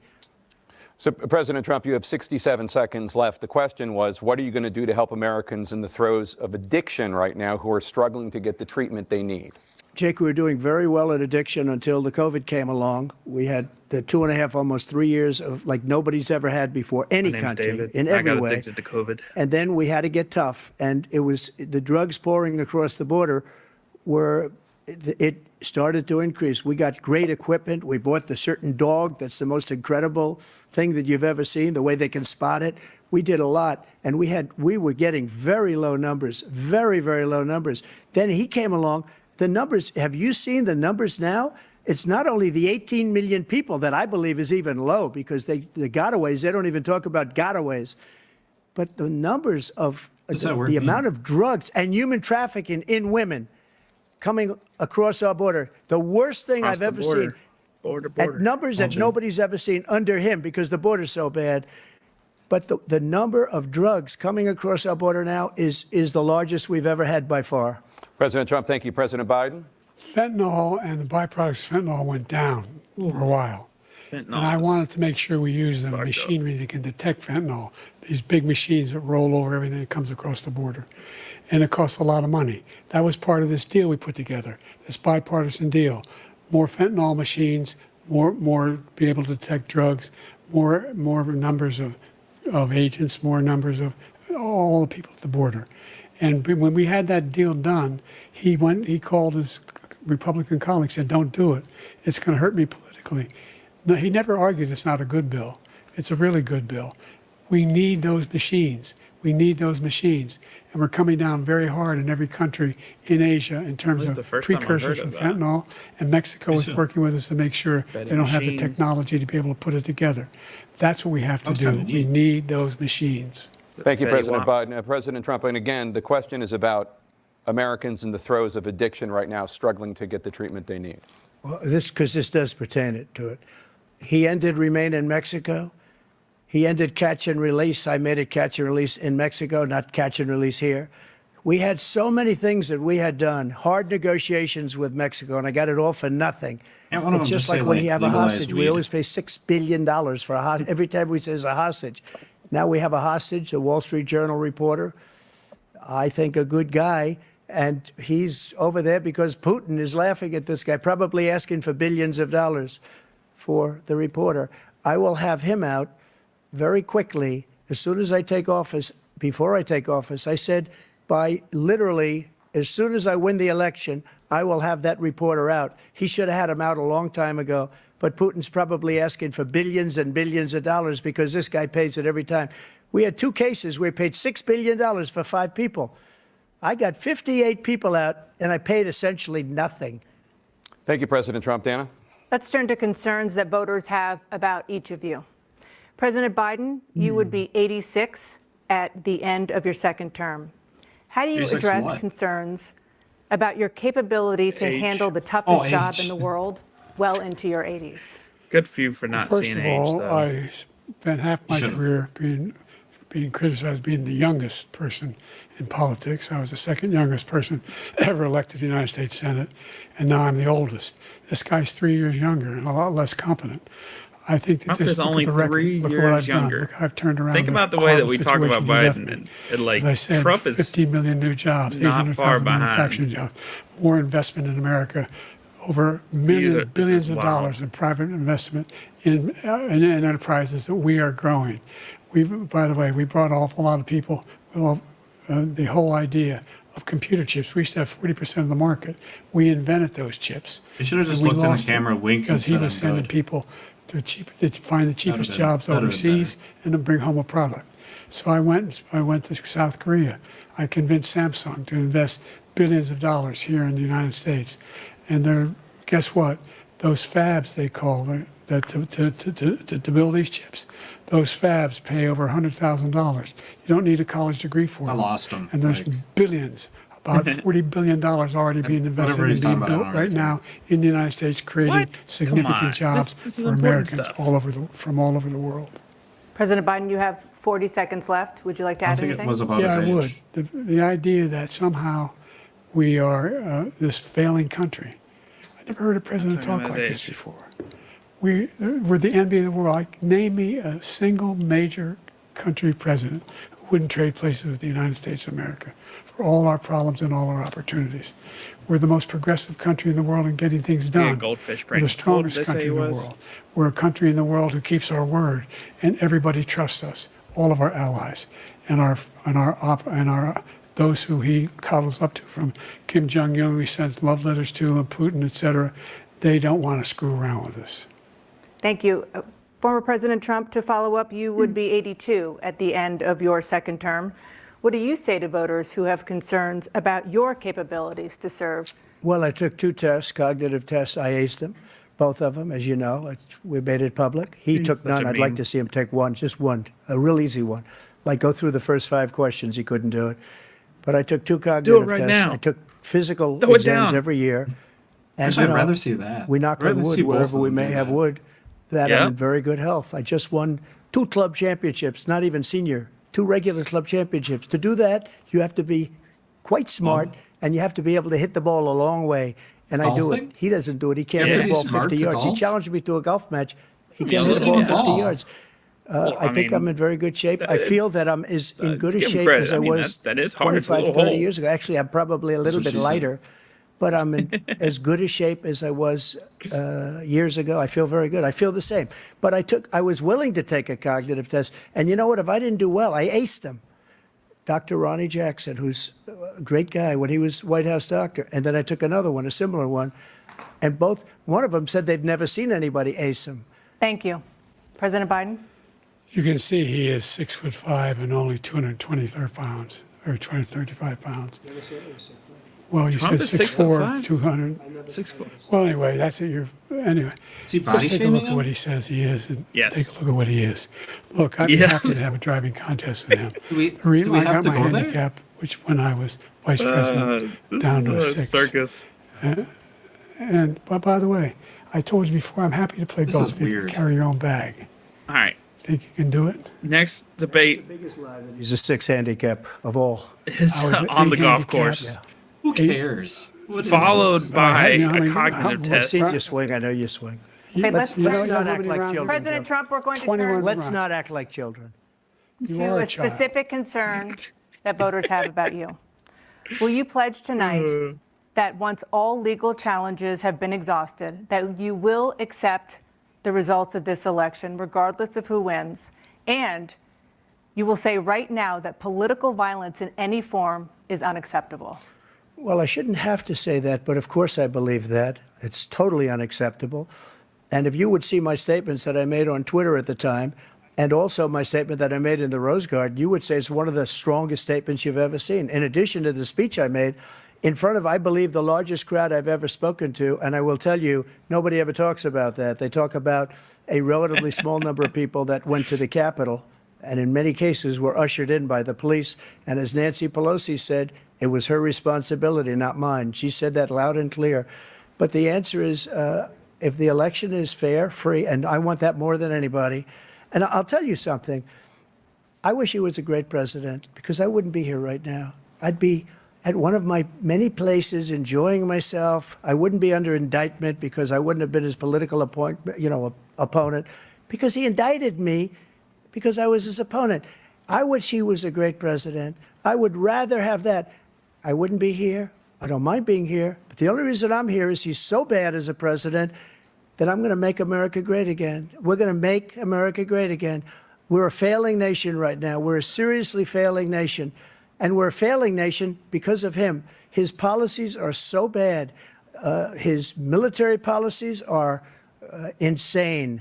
They're insane. These are wars that will never end with him. He will drive us into World War III. And we're closer to World War III than anybody can imagine. We are very, very close to World War III, and he's driving us there. And Kim Jong-un and President Xi of China, Kim Jong-un of North Korea, all of these, Putin, they don't respect him. They don't fear him. They have nothing going with this gentleman, and he's going to drive us into World War III. You want a World War III, let him follow and win, and let Putin say, do what you want, NATO. Just do what you want. There's a thing called Article 5. An attack on one is an attack on all, and required response. The idea, I can't think of a single major leader in the world who wouldn't trade places with the job I've done and what they've done. Nobody's answering because we're a powerful nation. We have wonderful peace. It's because of the people, not me. It's because of the American people. They're capable of anything, and they step up when they're needed. And right now, should get, like, we're needed. multiple choice. We're needed to protect the world because our own safety is at stake. And again, you want to have a war, just let Putin go ahead and take Kyiv, make sure they move on, see what happens in Poland, Hungary, and other places along that border. Then you have a war. President Trump, as I come back to you for a follow-up, the question was, will you accept the results of this election, regardless of who wins? Just to finish what he said, if I might. No. Russia. They took a lot of land from Bush. Ask the question again. They took a lot of land from Obama and Biden. They took no land, nothing from Trump, nothing. He knew not to do it. He's not going to play games with me. He knew that. I got along with him very well, but he knew not to play games. He took nothing from me. But now he's going to take the whole thing from this man right here. That's a war that should have never started. It would have never started ever with me. And he's going to take Ukraine. And, you know, you asked me a question before, would you do this? He's got us in such a bad position right now with Ukraine and Russia. What would you have done differently? Because Ukraine's not winning that war. He said, I will never settle until such time. They're running out of people. They're running out of soldiers. They've lost so many people. It's so sad. They've lost so many people, and they've lost those gorgeous cities with the golden domes that are 1,000 years old, all because of him and stupid decisions. Russia would have never attacked if I were president. President Trump, the question was, will you accept the results of the election, regardless of who wins? Yes or no, please. If it's a fair and legal and good election, absolutely. I would have much rather accepted these, but the fraud and everything else was ridiculous. And if you want, we'll have a news conference on it in a week, or we'll have another one of these in a week. But I will absolutely, there's nothing I'd rather do. It would be much easier for me to do that than I'm running again. I wasn't really going to run until I saw the horrible job he did. So he's destroying our country. I would be very happy to be someplace else, in a nice location someplace. And again, no indictments, no political opponent stuff, because it's the only way he thinks he can win. But unfortunately, it's driven up my numbers and driven them up to a very high level because the people understand it. Well, let's see what your numbers are when this election is over. Let's see. You're a whiner. When you lost the first time, you continued, you appealed and appealed to courts all across the country. Not one single court in America said any of your claims had any merit, state or local. None. Some evidence. But you Thank continue to provoke this lie about somehow there's all this misrepresentation, all this stealing. There is no evidence of that at all. And I tell you what, I doubt whether you'll accept it because you're such a whiner. The idea, if you lose again, you accepting anything, you can't stand the loss. Something snapped in you. Tony, he's trying to talk smack. He's not a smack talker. We'll be right back with more from the CNN presidential debate, live from Georgia.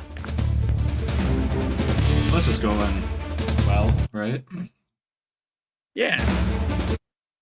I mean, I'm getting entertainment for the night. It's entertaining. I don't know. I don't like debates, man. It's just like, what are we accomplishing here? It's just a whole bunch of mudslinging. Is it changing people's minds? I don't think they're gaining any voters or losing any voters, or if anything, people are just gonna vote third party or something. Or listening to this. Yeah, so maybe it's a net positive. Yeah, but that's not gonna pan out well. Yeah, true. I wish it would. We need another party. I think next election's the year of the third party.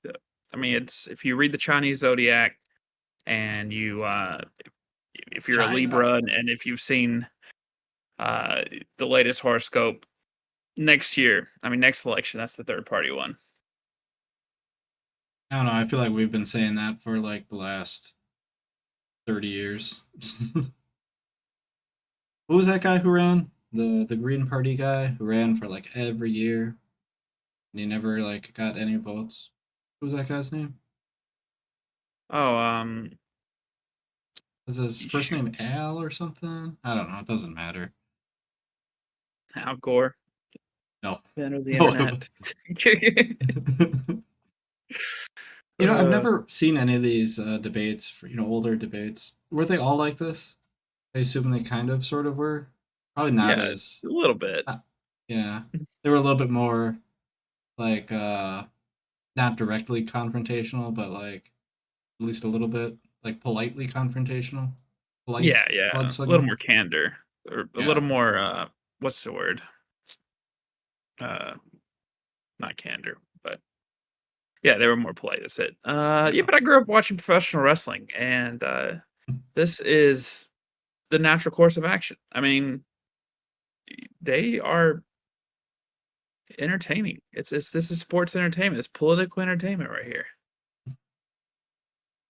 I think it does more harm than good. Like it gets people to. It's like a sport, right?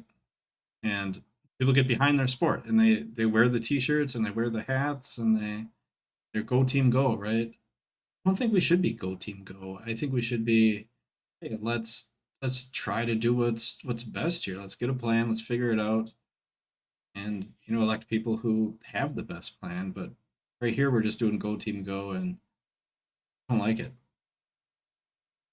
Not great. I don't know. Earlier you mentioned about like maybe like there's no way that you're seeing something that other people don't, and I think you have the benefit of getting dopamine from thinking about philosophies and yada yada yada. Like, I mean, you chewing on ideas is dopamine for you. Other people, I mean, they're working their jobs, they're going to 9 to 5, and they're looking for someone who's focusing on the issues that they care about. It's a blessing and a curse to enjoy talking about things. I think we are about to come back in. We're good. Yep. Statements as predetermined by a coin toss. We're going to begin with you, President Biden. You have 2 minutes. We've made significant progress from the debacle that was left by President Trump in his last term. We find ourselves in a situation where, number one, we have to make sure that we have a fair tax system. I ask anyone out there in the audience or anyone out watching this debate, do you think the tax system is fair? The fact is that I said nobody even making under $400,000 had a single penny increase in their taxes and will not. And if I'm reelected, that'll be the case again. But this guy has increased your taxes because of the deficit, number one. He's increased inflation because of the debacle he left after the way he handled the pandemic. And he finds himself in a position where he now wants to tax you more by putting a 10% tariff on everything that comes into the United States of America. What I did, for example, he wants to get rid of the ability of Medicare for us to be able to negotiate drug prices with the big pharma companies. Well, guess what? We got it down to $35 for insulin instead of $400. No more than $2,000 for every senior, no matter how much prescription they need. You know what that did? That's the thing, man. That you reduced get your the federal debt by $160 billion over 10 years because the government doesn't have to pay these exorbitant prices. I'm going to make that available to every senior all along. It's happening now, and everybody in America. He wants to get rid of that. I'm going to make sure that we have child care. We're going to significantly increase the credit people have for child care. I'm going to make sure we do something about what we're doing on lead pipes and all the things that are causing health problems for people across the country. We're going to continue to fight to bring down inflation and give people a break. Thank you, President Biden. President Trump, you now have 2 minutes for your closing statement. Like so many politicians, this man is just a complainer. He said, we want to do this, we want to do that, we want to get rid of this tax, that tax. But he doesn't do anything. All he does is make our country unsafe by allowing millions and millions of people to pour in. Our military doesn't respect him. We look like fools in Afghanistan. We didn't stop Israel. It was such a horrible thing that would have never happened. It should have never happened. Iran was broke. Anybody that did business with Iran, including China, they couldn't do business with the United States. They all passed. Iran was broke. They had no money for Hamas or Hezbollah, for terror, no money whatsoever. Again, Ukraine should have never happened. He talks about all this stuff, but he didn't do it. For 3.5 years, we're living in hell. We have the Palestinians and we have everybody else rioting all over the place. You talk about Charlottesville. This is 100 times Charlottesville, 1,000 times. The whole country is exploding because of you, because they don't respect you, and they have to respect their president, and they don't respect you throughout the world.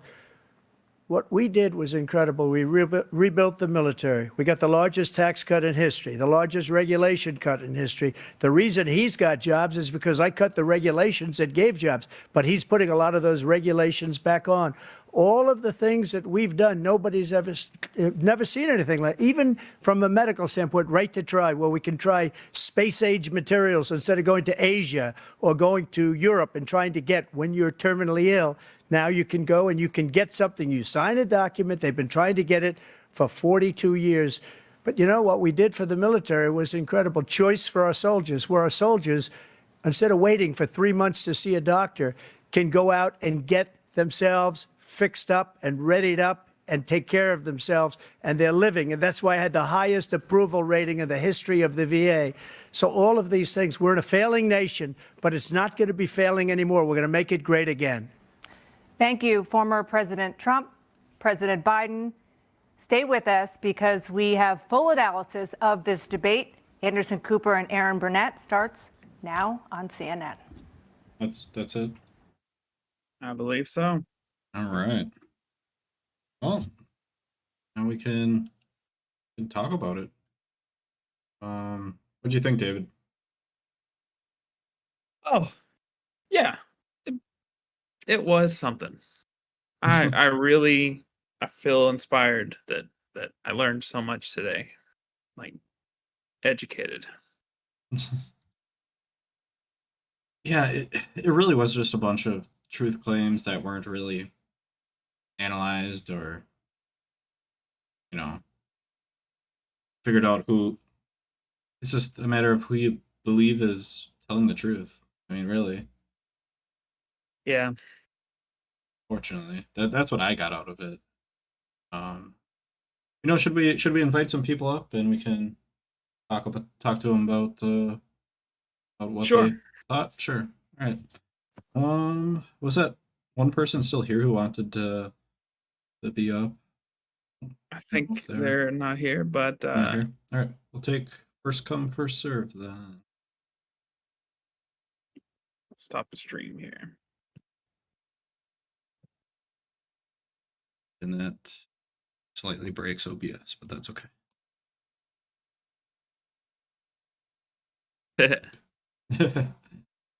All right. They don't seem to be wanting to come up. I'll invite someone else. Hey, Hey, There he is. that was entertaining. Awesome. hmm Cool, man. Appreciate you being around. I saw you in the comments on Discord and stuff. What was your thoughts on all of it? Well, personally, if I want to add my touch on the topic, I personally think that both of them shouldn't attack each other, or rather make comments on each other's claims, because I think people are smart enough into distinguishing lies from truth. At least they can do research on their own, and they didn't focus much on what they would offer to the U.S. policy, maybe fresh air that do help people around, you know? So Mm-hmm. I think that's my opinion about it. Yeah, I think I agree with that. I think if you're going to make a truth claim, you better back it up with a little some, right? But I think ideally, I don't necessarily care about a lot of those. I mean, some of them, obviously, but I think what's more important is what their plan is, what they're going to do. That's what voters should care about. That's what I care about. Yep, definitely true. And it's also sad to see just like old guys like those old politicians um going for presidential, running for presidential, because really I think the US has potential, especially the youth. They are more energetic. They are well cultured than these old guys because they've been watching, especially like due to social media and stuff. They've been watching other countries' policies and stuff and studying like you guys, and I think they would bring hope to the country. I mean, me just seeing like countries like Argentina or Latinous countries advancing really and getting rid of a lot of problems, crime problems and financial issues is really something that would bring me hope really, and I want to produce more in my country. I want to be a positive uh, adding in my country, but seeing old guys like those repeating the same mistakes and the cycle like repeating itself, I really wouldn't care. That's why there aren't much voters nowadays compared to before. Mm.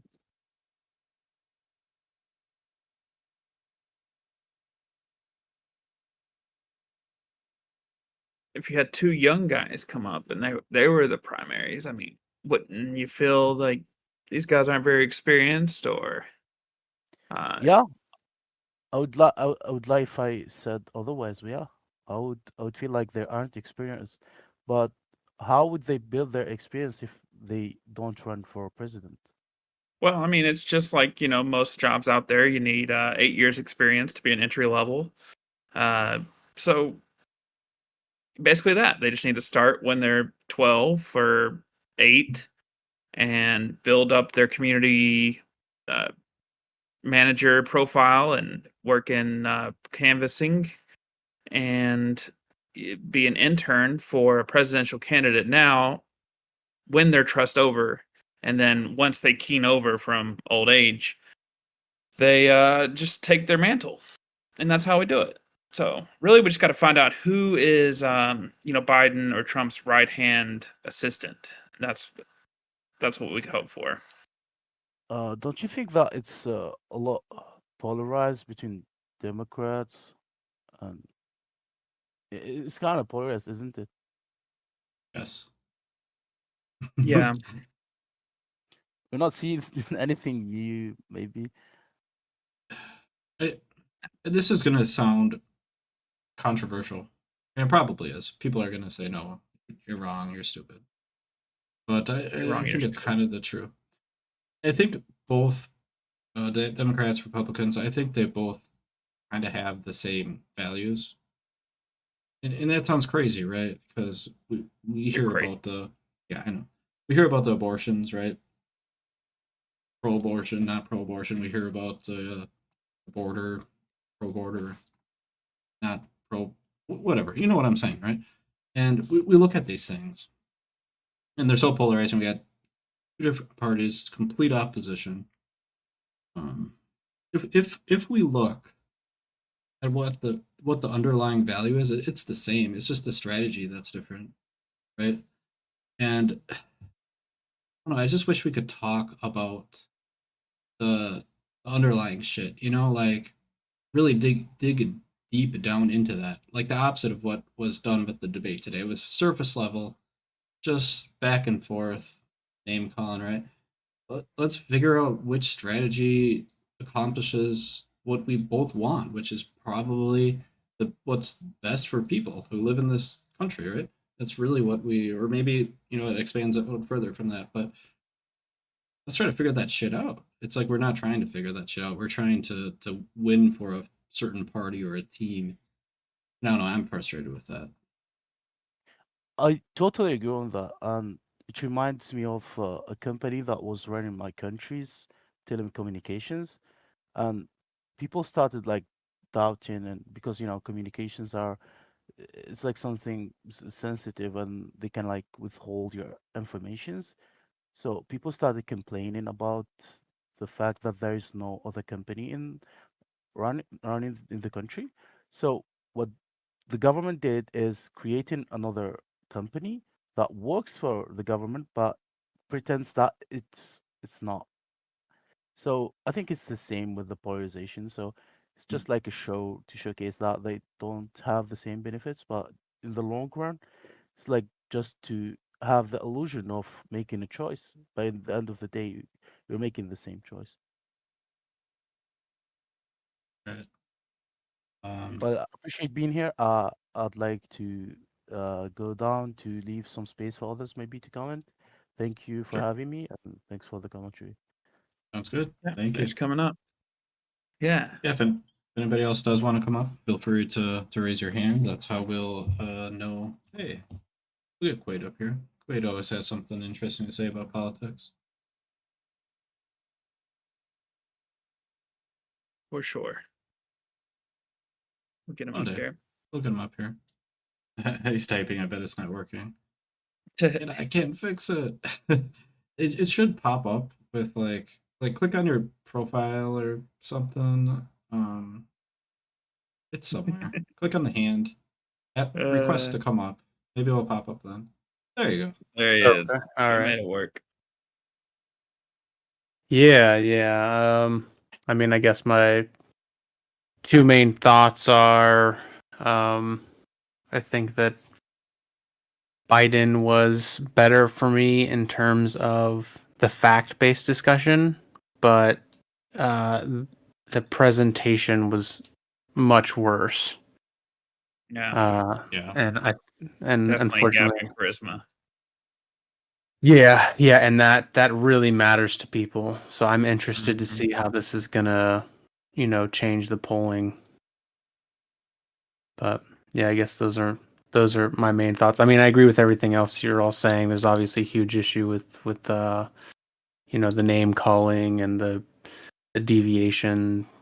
The non sequiturs are a big thing. I don't understand why it happens the way that it does, but it's weird to me. I've watched other debates. To me, this is like, I don't know if it's just because of the state I'm in, but it's kind of like one of the worst debates I've ever watched. Like one of the worst presidential debates like ever for me. But Well, maybe in 2020, the first one. That one was I can't even remember that one. So yeah, I think it just blocked it out. It was so bad. Hillary and everything. You said what? No, Trump was dunking. With Biden. Hmm. Yeah, I mean, Oh, the one you're with talking Hillary about? was Come bad on, too. man. And they Oh were just yeah, screaming at each other. yeah. So it's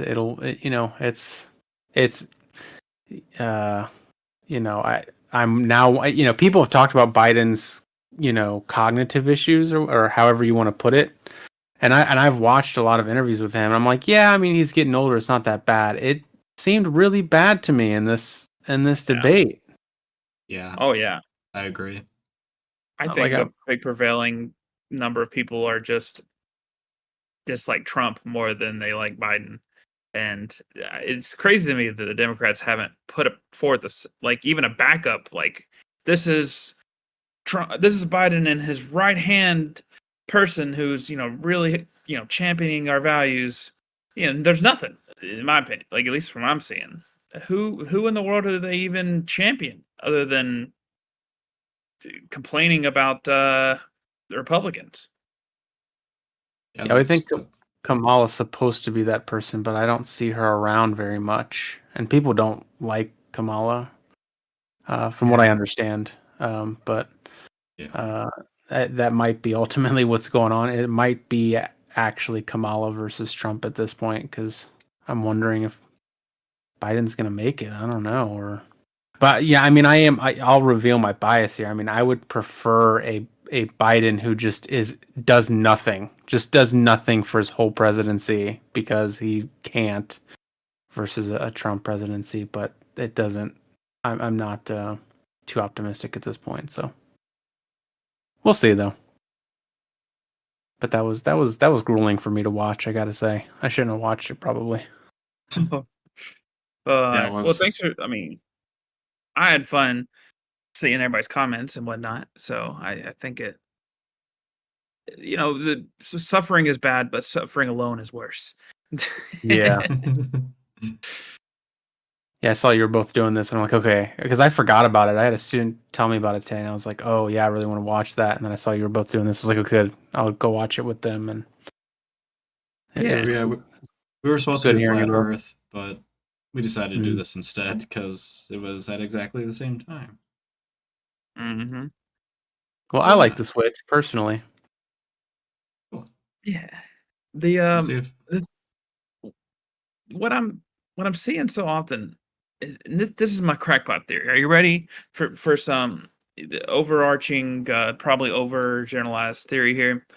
That I see more conservative people attaching to things like Trump and like cults of personality, like because they grew up a lot of times like religious. They saw religious leaders and individuals that they felt champion their values, and they had good experiences with that.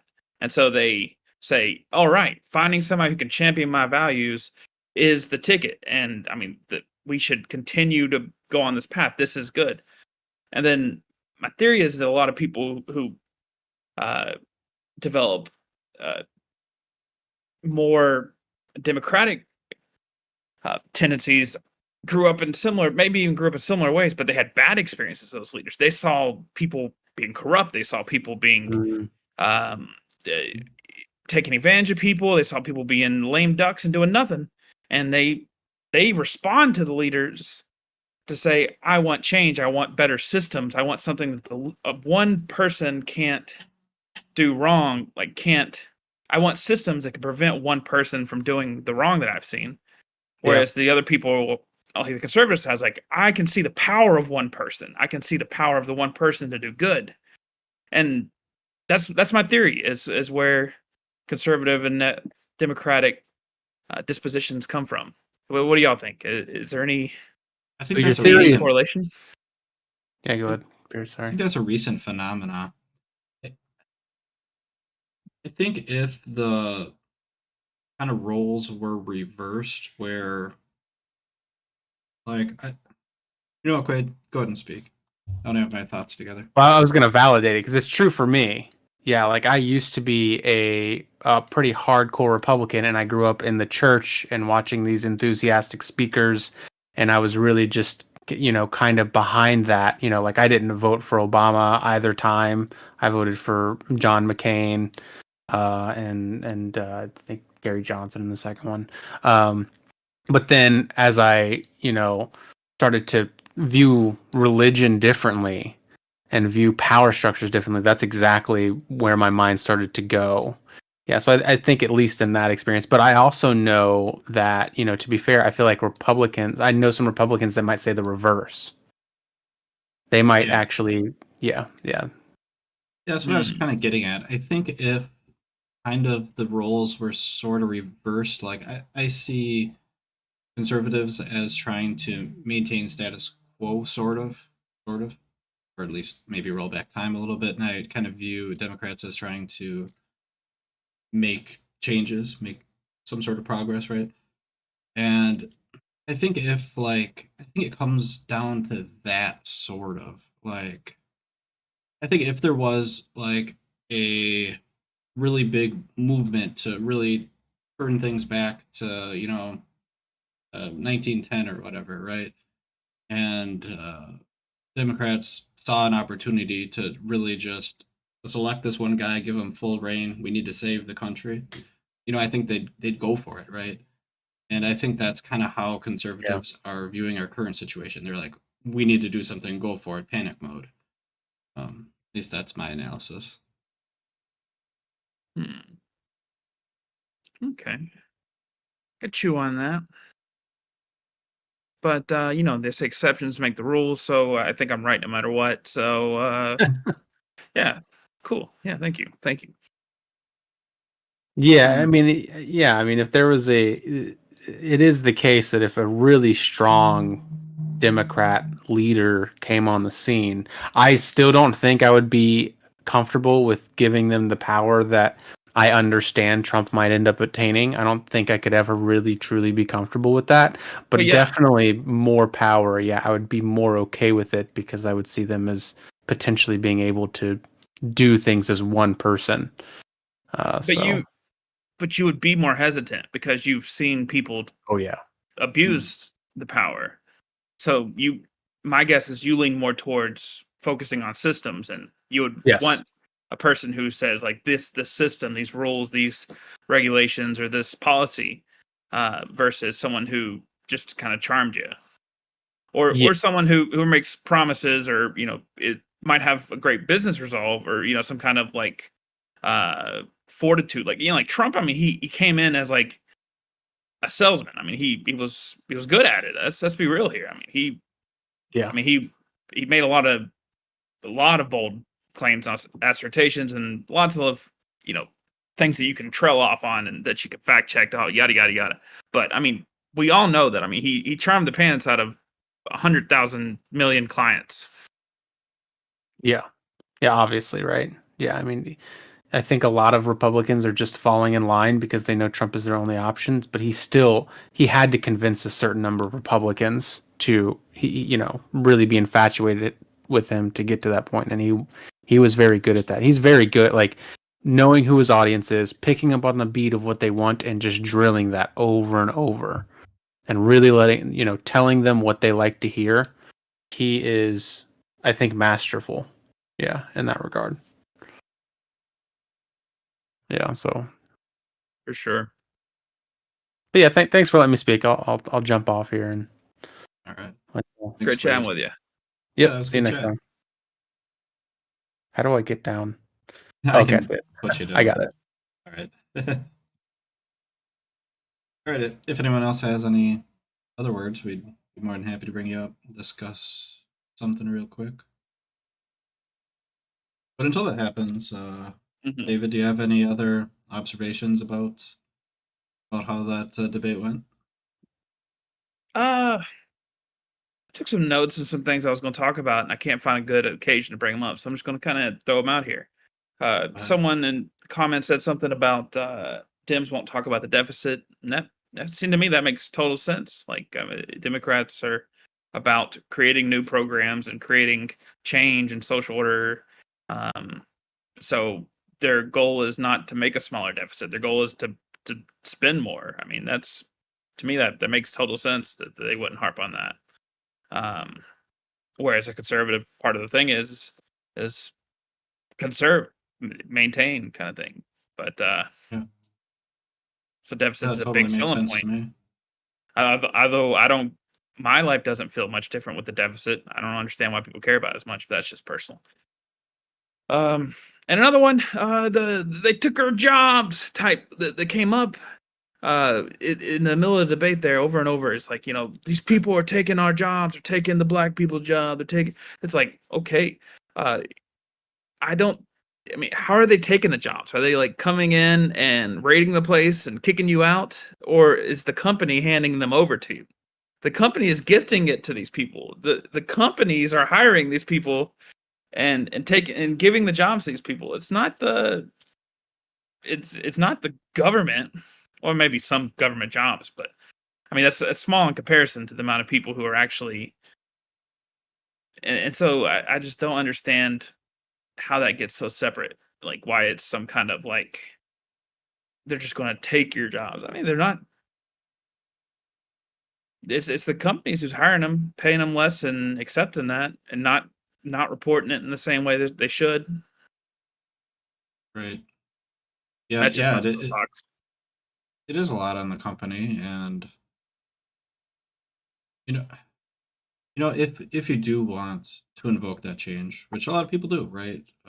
If they are concerned about those jobs, what would be the best way to invoke that change?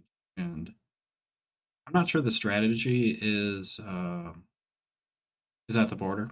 I mean, maybe it is. Maybe I'm completely mistaken. But I think if you do want to invoke that change, I think it would be to talk to those companies, right? And I don't know. I tend to be a person who thinks that if someone wants to come to this country and they want to work, because clearly if they're working, they clearly want to work.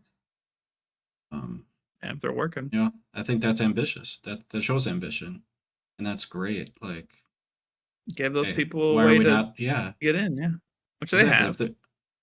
But it's complicated, yada yada yada. It's complicated. That I'll agree with. But why can't American bring back, their olden days and just buy all the mafia out and just claim that to be part of America? Let's just make an American mafia cartel. Terrible, terrible take. And I'm going to look over here because there's something distracting me right now. Wow, look at that. That's incredible. That's great. Yeah. All right. So, anybody else want to raise your hand here in the audience, Discord, or support our channel? We tried to create an OnlyFans for this talk show, and they rejected us. They did reject us. Yeah. They said we're hitting the gym, and we're gonna really up our game. We thought about doing Patreon or all, but that seemed a lot more fun. And but they rejected us. So if you want to write an angry letter and support our cause, and if we can get enough views on our stuff, we can do the old make money on YouTube. That'd be nice. That'd be super nice. But yeah, this broadcast is brought to you by Other Jobs, and if you'd like to support too and get a tote bag, I'll send you a gift, and coming soon. I don't know. This is going off the rails. Yep, I'm losing it. I mean, I can just we can sell my books, but there it is. Actually a lot of work. Come on, man. All right. Oh, jeez. Well, hey, I want to say this one thing. Although Biden was like stumbling over his words, like he's struggling. He never said the word He never said the word like. He didn't do any like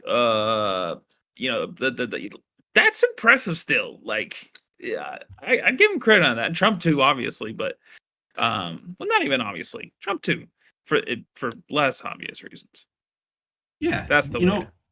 That's a really good point. Like, he actually did not say or any of that stuff. He did stumble over his words some, and it was a little bit muffled, or but yeah, he does a good job at that. I'll take that's give him a little clap. Yeah. So yeah. Positive notes. If you guys like this, if you want us to do these kind of things for more debates or any kind of media, give us a like, subscribe, comment, ring that bell, or whatever they used to say. We'll be a Mr. Beast level soon. Just get ready.